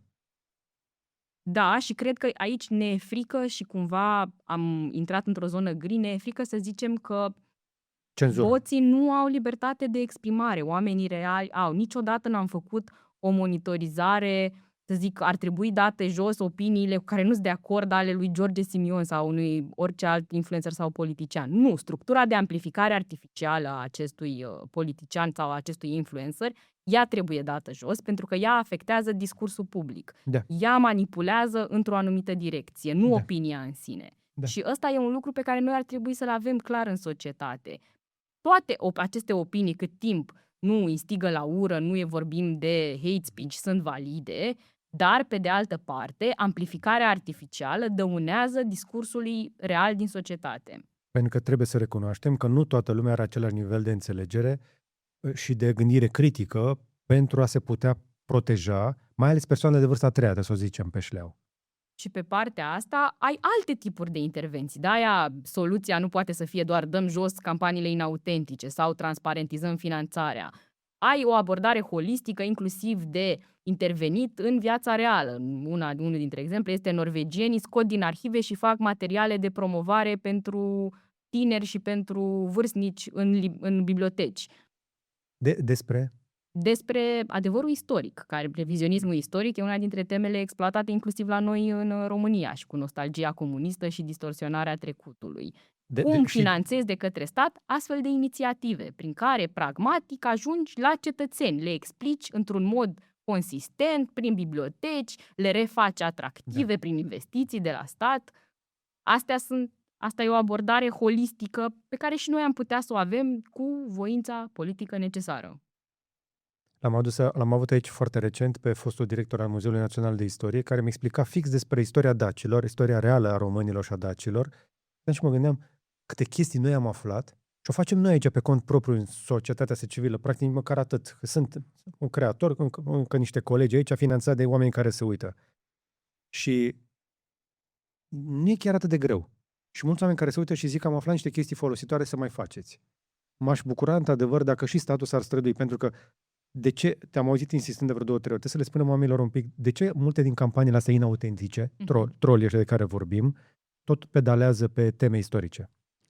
Din ce am înțeles eu de la tot felul de specialiști în manipulare istorici, oameni care se ocupă cu așa ceva, în momentul în care te duci la oameni care au frustrări reale în legătură cu prezentul și le vorbești despre un trecut glorios, efectiv îi tai fundația pentru prezent. Da, și aș îndrăzni să spun, îi oferi și o identitate, ceea ce ziceam mai devreme, îi oferi o identitate falsă. O identitate falsă, dar care îi oferă o siguranță, îi oferă o satisfacție, îi oferă o mândrie față de un prezent pe care îl detestăm. Detestăm că avem atâta polarizare, că avem partide politice de care nu ne place să vorbim, politica e ceva scârbos în societatea românească, în loc să fie un exercițiu democratic. Deci da, oferi un trecut glorios față de un alternativ, față de un prezent pe care îl detestăm. Și dacă omului nostru nu îi place suficient de mult istoria încât să fie prins cu o șmecherie de genul ăsta sau poate că știe un pic de istorie, te duci cu alea, cum e la țară mai frumos. Să ne mutăm toți la țară și biata mămucă de la țară care a scos 2 fire de ceapă la poartă și nimeni nu vrea să le cumpere. Ai văzut pe asta? Da, sau calul de pâine și tot felul de chestii de genul ăsta. L-am auzit tot aici pe proful Borțun care mi-a explicat chestia asta. Este o mare prostie să te declari de la țară. Pentru că mediul rural nu este adevărata civilizație. Și în mediul rural, dar mai ales, prin comparație cu orașul, vei găsi promiscuitate, violență, alcoolism, analfabetism. Da, vei găsi și multă credință, da, vei găsi și monogamie, dar s-ar putea să găsești și poligamie. Siguranță, adică amorul ăsta așa al vieții la țară vin de la țară și foarte mult din experiența copilăriei și a greutăților de la țară nu sunt niciodată discutate sau glorificate în partea asta extremistă, așa cum este glorificat omul și natura, apropierea de pământ. Adică e foarte multă sărăcie, aș zice, în primul rând, la țară. Sunt foarte multe greutăți, sunt foarte mulți oameni care n-au avut niciodată oportunitatea să plece de acolo. Deci hai să ne amintim și de trecutul ăsta cu WC-ul în fundul curții la școală, să vedem dacă asta este... L-am avut. Da, și eu. De unde? Boldesc-Căieni e oraș acum, teoretic, dar... Pentru impozite și taxe. Da. Boldesc-Căieni. Boldesc-Căieni, la vreo oră jumate de București. Cam așa. Cum a fost în copilăria ta acolo? Aș zice că a fost o copilărie grea, dar frumoasă în același timp, așa cum toți ne amintim trecutul glorios, în sensul în care am avut o școală reconstruită integral pe fonduri europene și pentru prima oară în viața noastră la Boldesc-Căieni aveam centrală în școală, nu mai aveam WC-ul în fundul curții și aveam o sală multimedia unde ni se puneau chestii. Și aveam pentru prima dată programe Erasmus în care plecam în schimburi, deci a fost așa... Ai fost în schimburi? Eu n-am fost cu programul Erasmus, că era totuși, chiar dacă erau multe acoperite, nu eram financiar încât să plecăm totuși, să plec. Dar au fost niște oportunități pe care nu le-a văzut neam de neamul nostru în Boldesc-Căieni, adică fără să... Asta e realitatea. Am avut pentru prima dată o școală în care ne plăcea să mergem. Deci, cam așa cu experiența cu Uniunea Europeană. În ce an era asta? În 2004 eram clasa 1, deci Ce? da. Deci Ești unul dintre oamenii care îmi dă o speranță. În așa, Alex, să zic, că sunt moderat optimistă, în sensul în care am lucrat cu suficient de mulți oameni, și în societatea civilă, care și în presă, care, tot într-un fel în societate civilă, care au interesul de a face lucruri ca lumea, investigații bune, inclusiv following the money și să vadă ce se întâmplă. Pe de altă parte, mă îngrijorează inerția asta instituțională. De ce nu am absorbit mai bine șocul ăsta după alegerile din 2024? Nu pleca încă din Boldești. Mai vreau să mai aflu ceva de acolo. Cum face o fată din Boldești să decide ea că vrea să devină watchdog pe digital în viața ei? Pentru că se vede clar pe tine că ai fi putut să faci orice. De ce nu ești într-o corporație? Am lucrat și în mediul privat, adică am avut și partea asta, inclusiv cu un startup ucrainean tot pe partea de monitorizare digitală. Cred că momentan, nu știu de ce, am simțit că o să rămân în România o perioadă și acel motiv e că... O perioadă. Da. Nu ești convinsă. Cred că e un contract social între mine și societatea mea și anume cât timp o să dorească și alți oameni să luptăm împreună să rămânem totuși o societate democratică, o să stau. Cât nu, o să vedem și cred că e valabil pentru mulți oameni din generația mea. Deci tu ești cu bagajul făcut dacă e nevoie. Depinde ce înseamnă dacă e nevoie. Adică dacă situația de securitate și războiul escaladează în Europa, dar totuși suntem o societate puternică, n-aș pleca. Adică aș rămâne cu românii mei să încercăm să facem ce putem în țara asta. Dar dacă ajungem la nivelul în care nu mai găsesc rolul în această societate și o să decidem toți că nu mai vrem Uniunea Europeană, că avem alte idealuri, nu știu dacă m-aș o astfel de Românie. Păi la asta lucrează băieții ăștia, încearcă să ne convingă că nu vrem Uniunea Europeană. Eu sunt încă moderat optimistă că majoritatea oamenilor înțeleg că suntem o democrație și într-o democrație sunt și greșeli și bune și în Uniunea Europeană la fel, dar nu există termen de comparație cât de mult a putut să ajute Uniunea Europeană această țară. Nu pentru că banane și blugi. Nu pentru că banane și blugi, pentru educație, pentru infrastructură, pentru școala aia de la Boldești. Pentru școala aia de la Boldești, pentru faptul că sunt prima persoană din neamul Voinea care vreodată a văzut orice altceva în afară de România. Așa toate lucrurile astea sunt datorită oportunităților venite ca parte din Uniunea Europeană. Ăsta e adevărul și asta este Când ai experiența plecat din mea. Boldești? La ce vârstă? Păi, în primul rând am plecat la liceu la Ploiești, deci 2012, sunt foarte paralelă cu anii, dar cam așa, deci am plecat la liceu, la colegiul la Ploiești și după la facultate la București, deci da. Poți să zici de câte ori ai văzut marea până ai plecat la Ploiești? Până ai plecat la liceu? Vedeam ca orice român în eforie nord și eforie sud, deci cred că de vreo 4-5 ori când mergeam cu familia. Bine. Da. Dar străinătatea nu? Nu. Când ai văzut prima dată străinătatea, la ce vârstă? În liceu, deci aveam 15-16 ani. Cred că prima țară în care am fost a fost, cred că, Norvegia. Wow! Da. Da, a fost un mare șoc cultural și cred că pentru majoritatea românilor, din păcate, șocul cultural când au plecat la muncă în Spania, Italia, n-a fost unul pozitiv. S-au dus acolo și au avut o viață grea și au venit cu multă amărăciune. Cel puțin, eu de asta cred că empatizez mai mult cu partea asta de oameni care au ajuns într-o extremă, pentru că mulți dintre ei îmi sunt cunoscuți de acasă, adică mulți sunt oameni care au venit foarte împovărați, cu o viață foarte grea, au muncit foarte mult și au văzut un stat care încă nu îi ajută. Și au ales această cale a, ok, unde aparțin? Uite, ăștia zic că suntem români mândri și ne oferă ceva. Dar după ce ai ajuns în Norvegia, cu ce te-ai întors?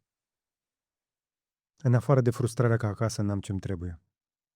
Cred că... Și ce merit? Cred că eram mult prea... Nu știu dacă șocată e cuvântul potrivit, dar eram și cu mentalitatea asta de nu știu dacă român sau om de la țară de nu mai vedem noi așa ceva. Adică mi se părea așa o experiență din altă lume, nu mi se părea familiar cu nimic.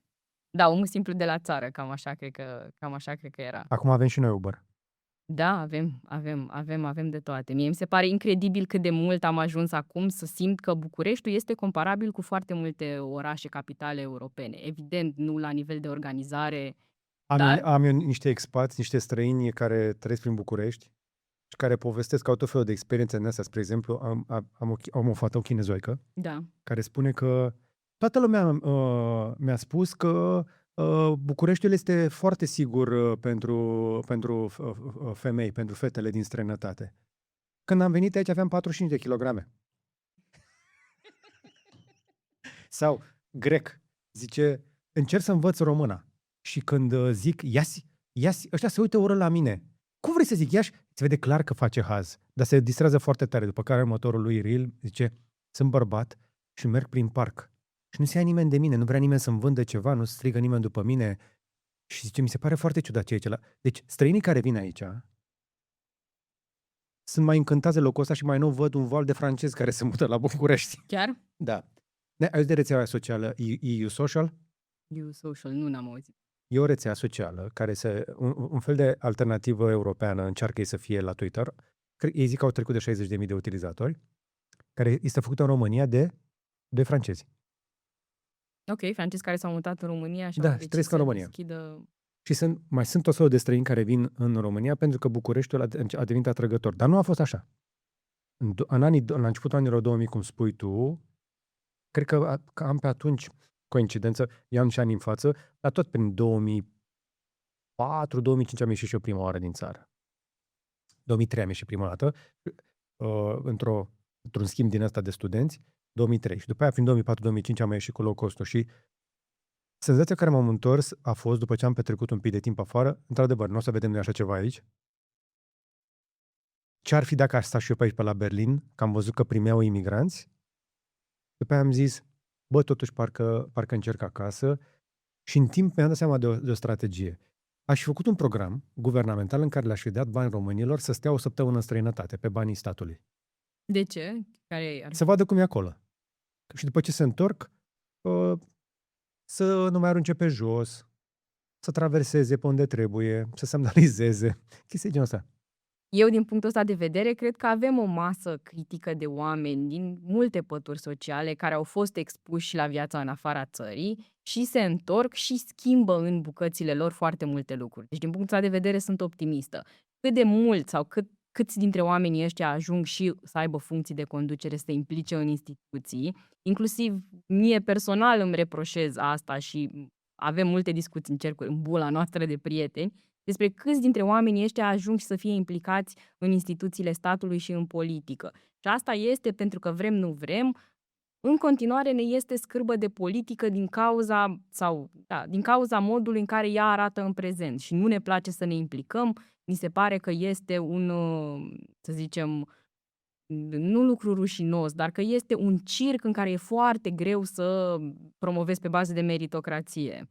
Deci, din punctul ăsta de vedere, cred că niște generații care se implice în politică clar sunt necesare. Ca din oamenii ăștia care au evoluat, noi ca societate am evoluat foarte mult.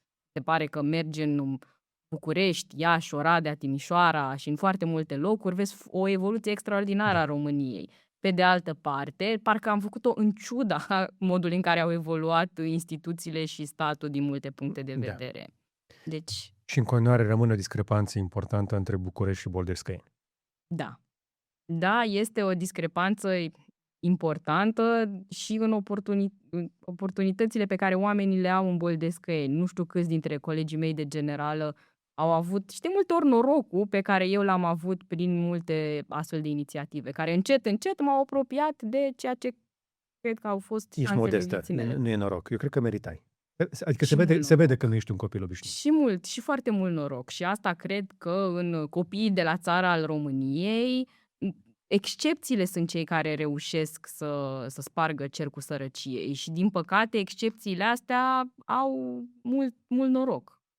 Cred. Cu siguranță și multă muncă în spate. Adică nu o să zic că și oamenii din jurul meu care au crescut în Boldăscăini și care din nou am reușit să plecăm de acasă sau să ne ajutăm părinții și așa mai departe, am muncit foarte mult, dar au fost și niște oportunități. Și cum pui cât mai multe oportunități într-un astfel de sac defavorizat? Uniunea Europeană a fost o astfel de, să zicem, oportunitate prin astfel de inițiative.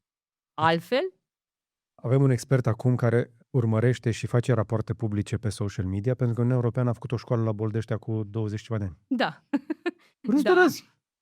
Exact. Și pe lângă asta, pentru că la momentul potrivit, în clasa a 9-a, un ONG de dezbatere academice ne-a arătat că există niște programe prin care poți să pleci din țară, să înveți gândire critică, să faci dezbatere academice. Adică au fost foarte multe oportunități, tot finanțat prin niște granturi de la Uniunea Europeană. Adică, Eu mă gândeam recent, să știi, mi-e frică să cauți adevărul, dar oare Centrul pentru Jurnalism Independent la începutul anilor 2000 cine îl finanța în România?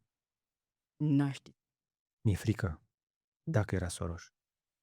Că eu am făcut prima școală de jurnalistică înainte să intru la facultate, în liceu, la Sibiu, a fost o tabără de jurnalistică cu 2 profesori de jurnalistică aduși din America, de la Universitatea din Texas și din California.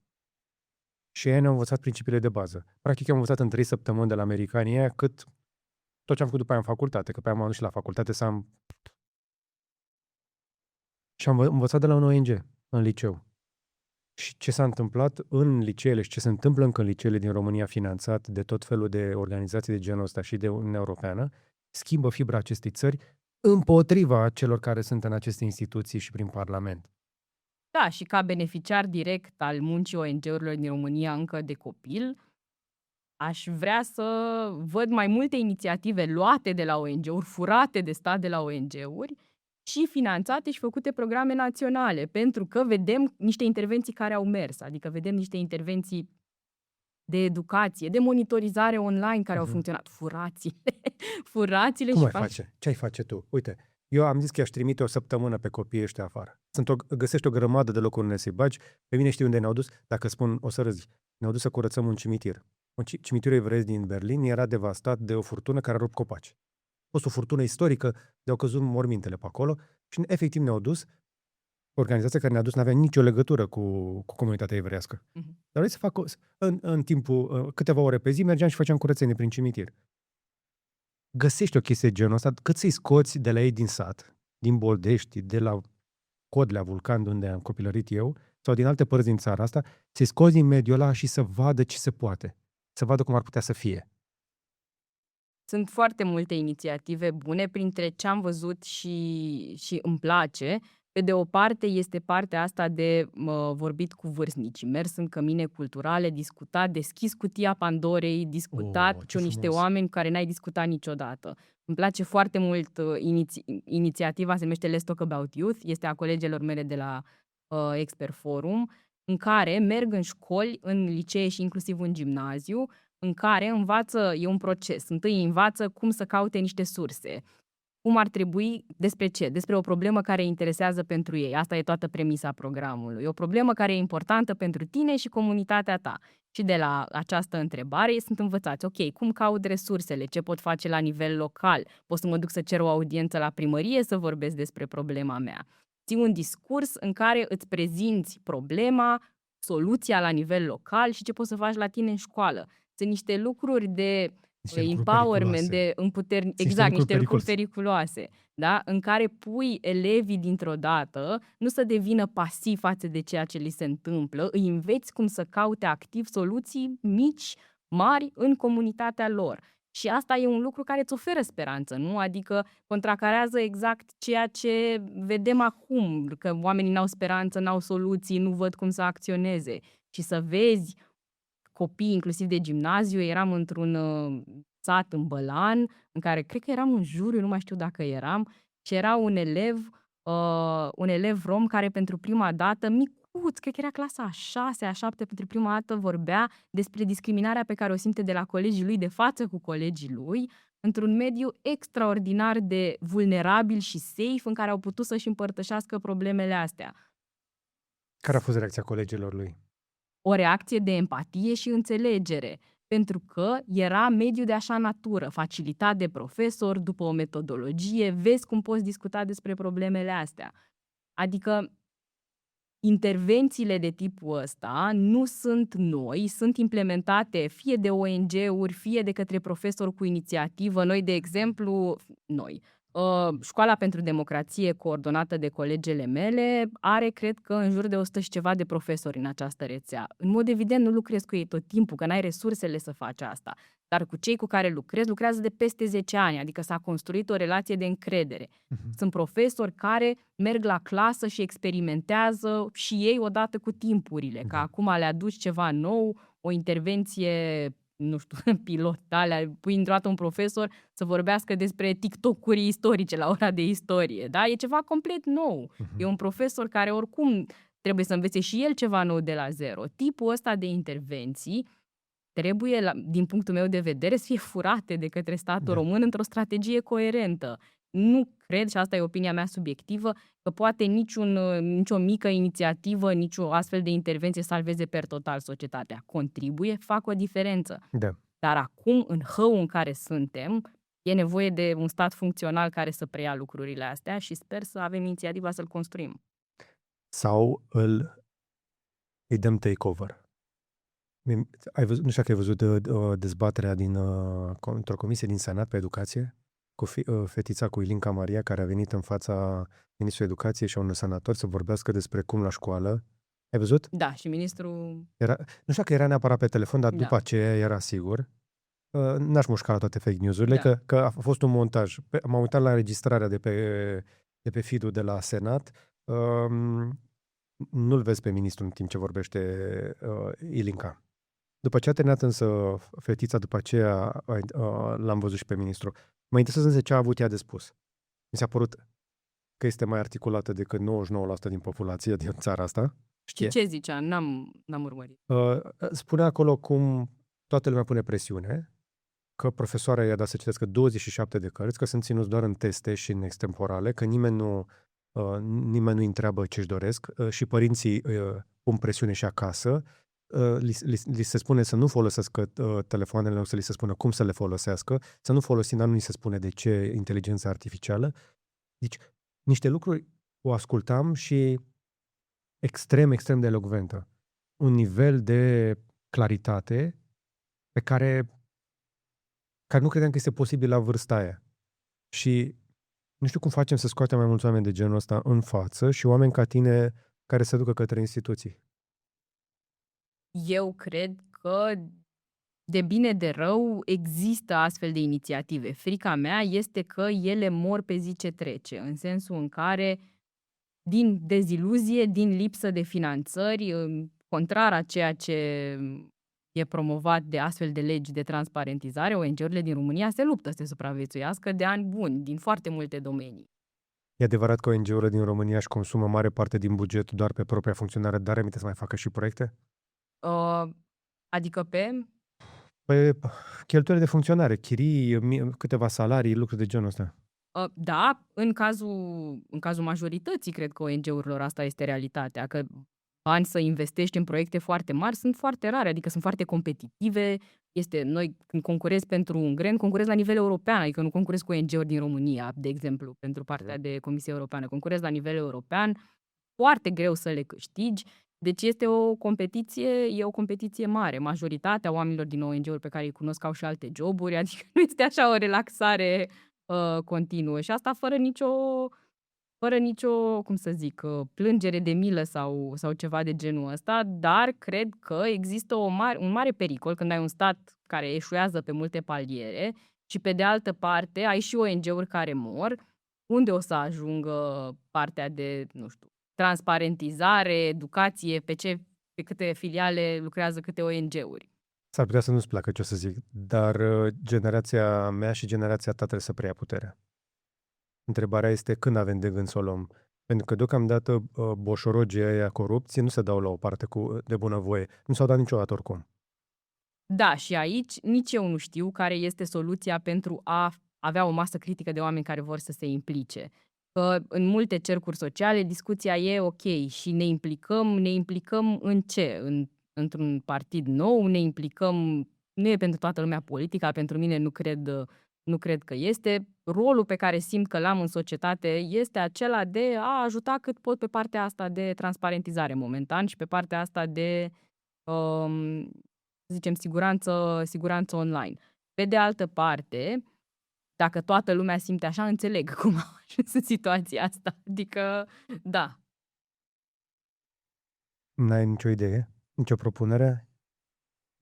Propunem un plan. Un plan de ce? Un plan de implicare, un plan de țară? Un plan pentru oamenii din generațiile noastre. Am ajuns să... Da? Deci noi am rămas în pană de idei. Uite, generația mea pare să fi dat forfeit în fața, încă o dată, postcomuniștilor. Vin copiii securiștilor la putere și dacă nu facem ceva acum, ăștia ne vor la viitor. Da? Își fac transferul de generațional acum. Cred că se vede ușor, da? Ce? Nu e adevărat? Adică se mă contrazice cineva. În momentul ăsta asistăm la un transfer de putere de la comuniști la copiilor și de la ăia la următoarea generație. Efectiv transferă de la o generație la alta și noi stăm efectiv și ne uităm la televizor, pe Facebook și pe TikTok la tot felul de inautentice din astea, în timp ce ăștia controlează tot. Și dacă noi nu facem ceva, o să continue să facă chestia asta pe semnătura noastră, pe ștampila noastră. Că noi nu luăm puterea. Eu cred că acest luat de putere în mod democratic se întâmplă prin multe lucruri. Adică, pe de o parte, prin inițiative civice, de mobilizare în masă. Una dintre ele este, din punctul meu de vedere, Vot Corect, în care acreditam observatori independenți pentru a merge în secțiile de vot și a vedea că procesul democratic este unul transparent, corect și așa mai departe, a proteja votul fiecărui om. Pe de altă parte, cred că inițiative politice noi sunt o idee care deja, avem un partid nou, avem reforme în interiorul unor partide, Ce pe partid de nou? altă parte, încercări de reformă. Nu, dar ce partid nou ai văzut tu? A scăpat? USR nu e un partid nou? Adică se mai pune la partid nou? Nu Există o statistică recentă prin care mai mult de jumătate din alegători spun că ar vota orice alt partid decât cel existent. Mai mult de jumătate. Mai avem partide micuțe care apar de tipul Reper, Sens. Nu e suficient de efervescent, într-adevăr. Pe de altă parte, cred că și presiunea asta mai mare din partea societății, adică să ne activăm mai mult în momentul în care, a apărut raportul lui Septimius despre subvenții. Enervare colectivă a foarte multor oameni că banii noștri publici sunt folosiți de către partide în acest fel atât de mulți. Ăsta este un lucru de ar trebui să ne sară țandăra mult mai mult și mult mai rău. Presiunea publică, faptul că nu ieșim în stradă cum, exemplu clasic, nu ieșim în stradă cum ies francezii, faptul că nu avem exercițiul ăsta democratic de a ne trage de mânecă politicienii așa cum sunt des și tare, prin proteste, prin exercițiul democratic de a protesta, de a ieși și a face scandal când nu ne convine ce fac politicienii noștri. Deci nu cred că toți trebuie să intrăm în politică și asta este, să zicem, asta este soluția. Dar cineva trebuie să o facă. Da, și cred că sunt suficienți oameni care sunt interesați de politică, inclusiv din generația tânără. Dacă o să aleagă sau nu să intre în politică, e partea a doua. Dar mai sunt politicieni. O să zic oamenii că trebuie să intri tu. De fiecare dată când ne aud că vorbim aici, au zis, dar voi de ce nu intrați? Încă o dată, exact cum ai zis, rostul tău, tu ți-ai ales rolul ăsta, nu, de watchdog, de digital. Eu trebuie să fac treaba mea de jurnalist, nu putem să fim și politicieni în același timp. Adică e inadecvat. Da, și pe de altă parte aș atrage, din păcate, atenția, nu pot să ignor asta, și la cum sunt tratate femeile în politica din România. Adică dacă aș avea vreodată un gând, nu e cazul de intrat în politica din România, mă uit la câte campanii de asasinare politică au avut parte femeile din politica românească. Și inclusiv din partea unor campanii inautentice coordonate. Dacă ne uităm de la Oana Țoiu, recent, care majoritar a fost criticată pentru niște lucruri absurde despre îmbrăcat și foarte multe videoclipuri false făcute despre modul în care arată. Adică este inclusiv pe partea asta, în politica din România, sunt foarte multe bariere de intrat pentru oameni noi și mai mult pentru femei, din punctul meu de vedere. Total de acord. Ministerul Afacerilor Externe are însă un soft de monitorizare de social media pe care a dat 5 milioane. Îl are? Da, l-a plătit. Și funcționează? Nu știu. Câte știu din informații publice, N-am văzut niciun raport. E o investigație de la context.ro, în care ultima oară nu era funcțional, adică nu-l văzuse nimeni. Okay. Deci despre ce vorbim? Ministerul Afacerilor Externe În loc să luăm la nivel guvernamental un astfel de soft de monitorizare, Shalan mai e un soft care să poată urmări cu o marjă de maximum 30 de minute, nu? La orice subiect viral pe probleme de politică internă și externă. Nu cred că știm mare lucru despre softul ăsta și nu cred că funcționează și nici Puteți, nu poate știm spuneți care Ioana sunt Țoiu. softurile. Siguranță e un soft de acum câțiva ani, nu e așa? Adică Nu e de anul e... trecut, cică. Nu. Eu știu de investigația asta de niște ani buni, de Are. investigația despre softul, presupusul soft pe care Să nu fie un îl soft are. făcut de Sebastian Ghiță. Ca toate softurile din România. Ca toate Știi? softurile din România. Și mai e și o problemă de care sunt celelalte capacități. Ok, mai are niște atribuții, din câte știu, în domeniul FIMI, în domeniul interferenței străine de monitorizare.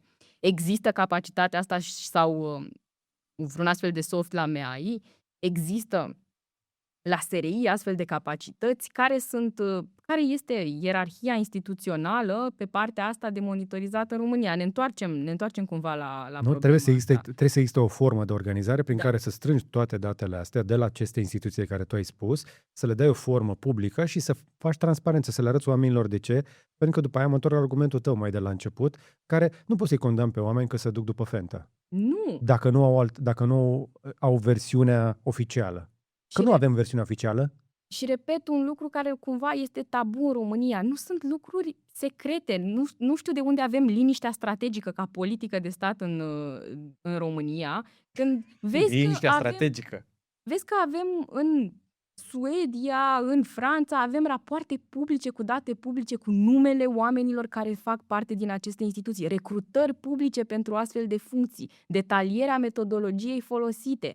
Vezi care sunt campaniile, cum s-a organizat metodologia. De ce? Pentru că, repet, scopul este să le arăți cetățenilor tăi că ai niște eforturi credibile, da? Că vrei să transparentizezi. Uite, ăștia nu sunt oameni reali care promovează lucrurile astea.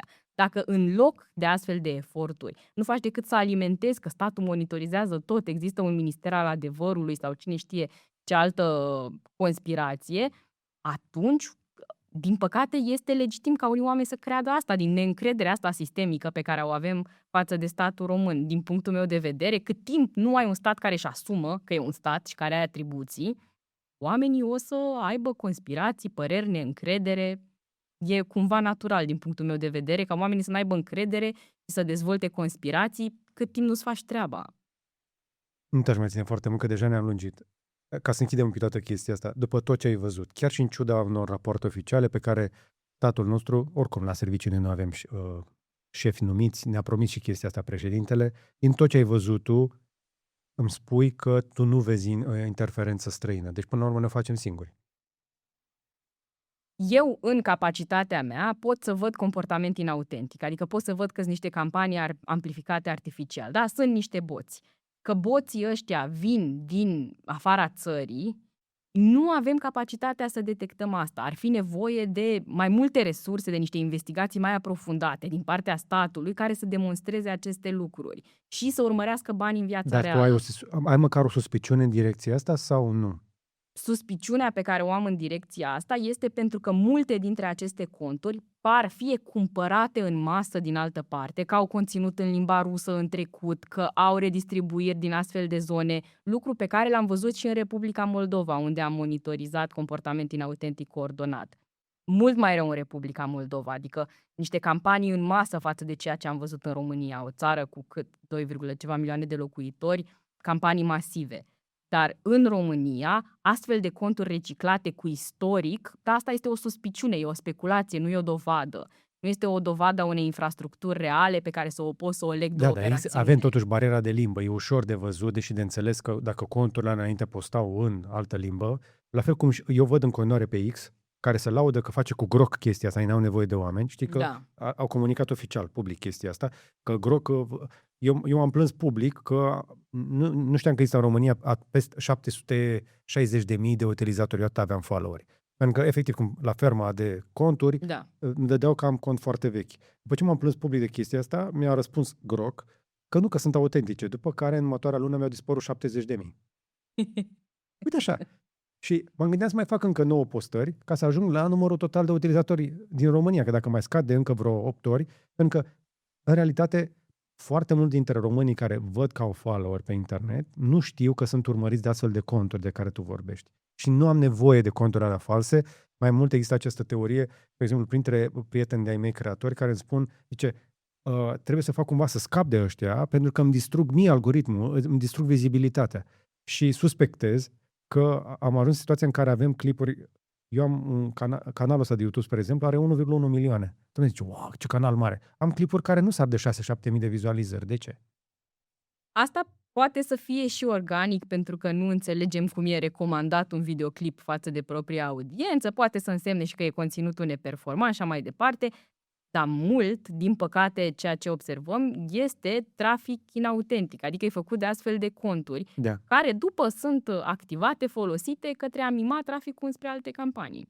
Deci, practic, până la urmă, tot acest comportament inautentic, tot acești troli, omoară internetul, de fapt. Exact. Asta Și e teoria aici mea. ajungem la teoria internetului mort, că atunci când se va întâmpla asta, discuțiile oamenilor sunt decise de algoritmul de recomandare prin ce fac boții. Pentru că cei mai mulți cunoscuți ai mei renunță să mai posteze pentru că li se pare că nu mai are niciun rost, că sunt alte opinii mult mai puternice și mai vizibile ca ale lor, care sunt amplificate, după cum am văzut. Ce să te mai pus să mai postezi când ăia fac niște zeci de mii de like-uri și share-uri la o postare? Bine, de multe ori când postează Guru sau acoliții lui, de multe ori sunt mai multe retweet-uri decât sunt vizualizări. Ceva foarte interesant la capitolul ăsta. Deci, ultima chestie. Ai auzit de grupul de rugăciune? Ultima investigație aia pe grupul de rugăciune pe WhatsApp? Nu, n-am auzit. Cu doamna Cristela și cu domnul Călin, care își încurajează urmăritorii să se Da, roage da, și să țină post. știu ceva despre... Mi-a trecut această investigație, dar n-am intrat în Foarte detalii. interesant. Deci, practic, este un grup de WhatsApp în care Sunt mai multe grupuri sunt mai multe grupuri. în care oamenii se strâng și se roagă pentru domnul Călin. Și doamna Cristela le zice cum să se roagă și dacă nu se roagă corect, îi corectează. Și ne întoarcem la infrastructura reală din viața, să zicem, reală, susținută de către soții Georgescu, de unde și-au Este făcut ea ei acest cult, de unde e finanțată. Și din ce trăiesc. Deci, nu mai există campanie electorală, suntem în permanență într-o campanie de comunicare. Dacă vrem, indiferent de perioadă, chestiile astea chiar există, sunt documentate, slavă Domnului că sunt la vedere. De multe ori sunt în tot felul de grupuri, că și înainte de alegeri atunci găsisem grupurile de Telegram în care se organizau, iarăși.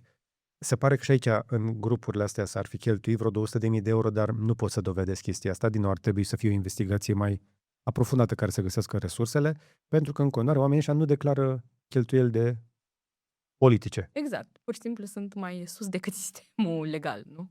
Dar și WhatsApp-ul este o rețea socială acum. Și acum, din nou, ce vezi tu în Meta, în toate rețelele sociale, cred că ai o vizibilitate, nu știu, și mai opacă WhatsApp-ul.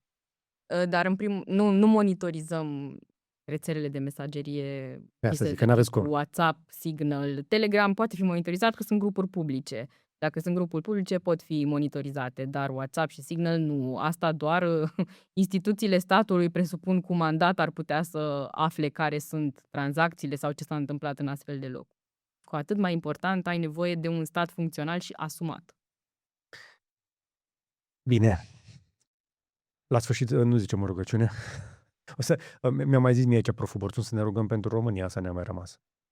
Atât. El asta zice, să ne rugăm pentru România. Îmi păstrez moderat optimismul că sunt suficient de mulți oameni buni și că ne enervăm fiecare pe bucata noastră și facem ce putem. Ok, de enervat ne enervăm, dar ce facem efectiv, fiecare ar trebui să decidă. Dar să facem ceva, să ieșim din bulă. Și cred că cel mai simplu lucru este să ieșim din casă, să ne întâlnim, să vorbim cu alți oameni. Și după aia vedem. Da. Dar nu pe internet. Mergeți la voi acasă, dacă sunteți din Boldei-Scăieni, de unde sunteți, și vorbiți cu prietenii vorbă cu care n-ați mai vorbit de mult și eu cred că și asta ne lipsește, simțul de comunitate, că nu suntem inamici. Multe familii am auzit de problema inamicului din familie care a votat altfel. Dar suntem aceiași. Nu cred că românii care votează AUR sau PNL sau USR trebuie neapărat să fie certați între ei. Da, ar trebui să vorbim mai mult între noi în lumea concretă. Cred că asta este singura soluție. S-ar putea ca în tot rău și un bine. După ce ne dăm seama cu toții că pe social media nu e nimic, să plecăm de acolo în masă, să ne ducem înapoi în rețeaua socială 1.0. Facem altă rețea socială europeană sau ce-o fi ea și ne regăsim până la urmă. Scara blocului. Tot ce aminte când se pocneau semințe la scara blocului? Da. Primul loc de bârfit în fața porții la mine. Mult mai valoros. Bine, Madalina, voi ne mulțumesc pentru că ți-ai făcut timp. Mulțumesc și eu de invitație. O puteți urmări, evident, apare în foarte multe locuri, o să recunoașteți vocea că nu o să o auziți pe la radio, pe la televizor, când ni se mai cere un punct de vedere. Urmăriți și ce mai publică Expert Forum, vă încurajez să vedeți și cel mai recent raport pe finanțarea partidelor. Urmăriți și banpartide.ro, proiectul lui Septimius, de care vorbesc cel mai devreme colegul tău, care a făcut o treabă excelentă, un raport de 30 de pagini foarte, foarte plin de informație, însă rămân cu concluzia lui de la final, concluzia zice, după ce v-am toate lucrurile astea, zice, vă zicem același lucru de ani de zile, și faptul că nu se schimbă mare lucru, mi s-a părut foarte, foarte realist așa. Dar cam atât însă pentru astăzi. Vreau să le mulțumesc și celor care ne urmăresc și celor care ne susțin. E momentul acela în care te încurajez să ne susții tu, nu ne luăm brut și banane de banii aia, ci ține luminile aprinse, apăsând pe butonul Join sau alătură-te. Dacă vrei să susții Expert Forum, intră pe expertforum.ro. Like, share și subscribe și până data viitoare să vă fie numai bine.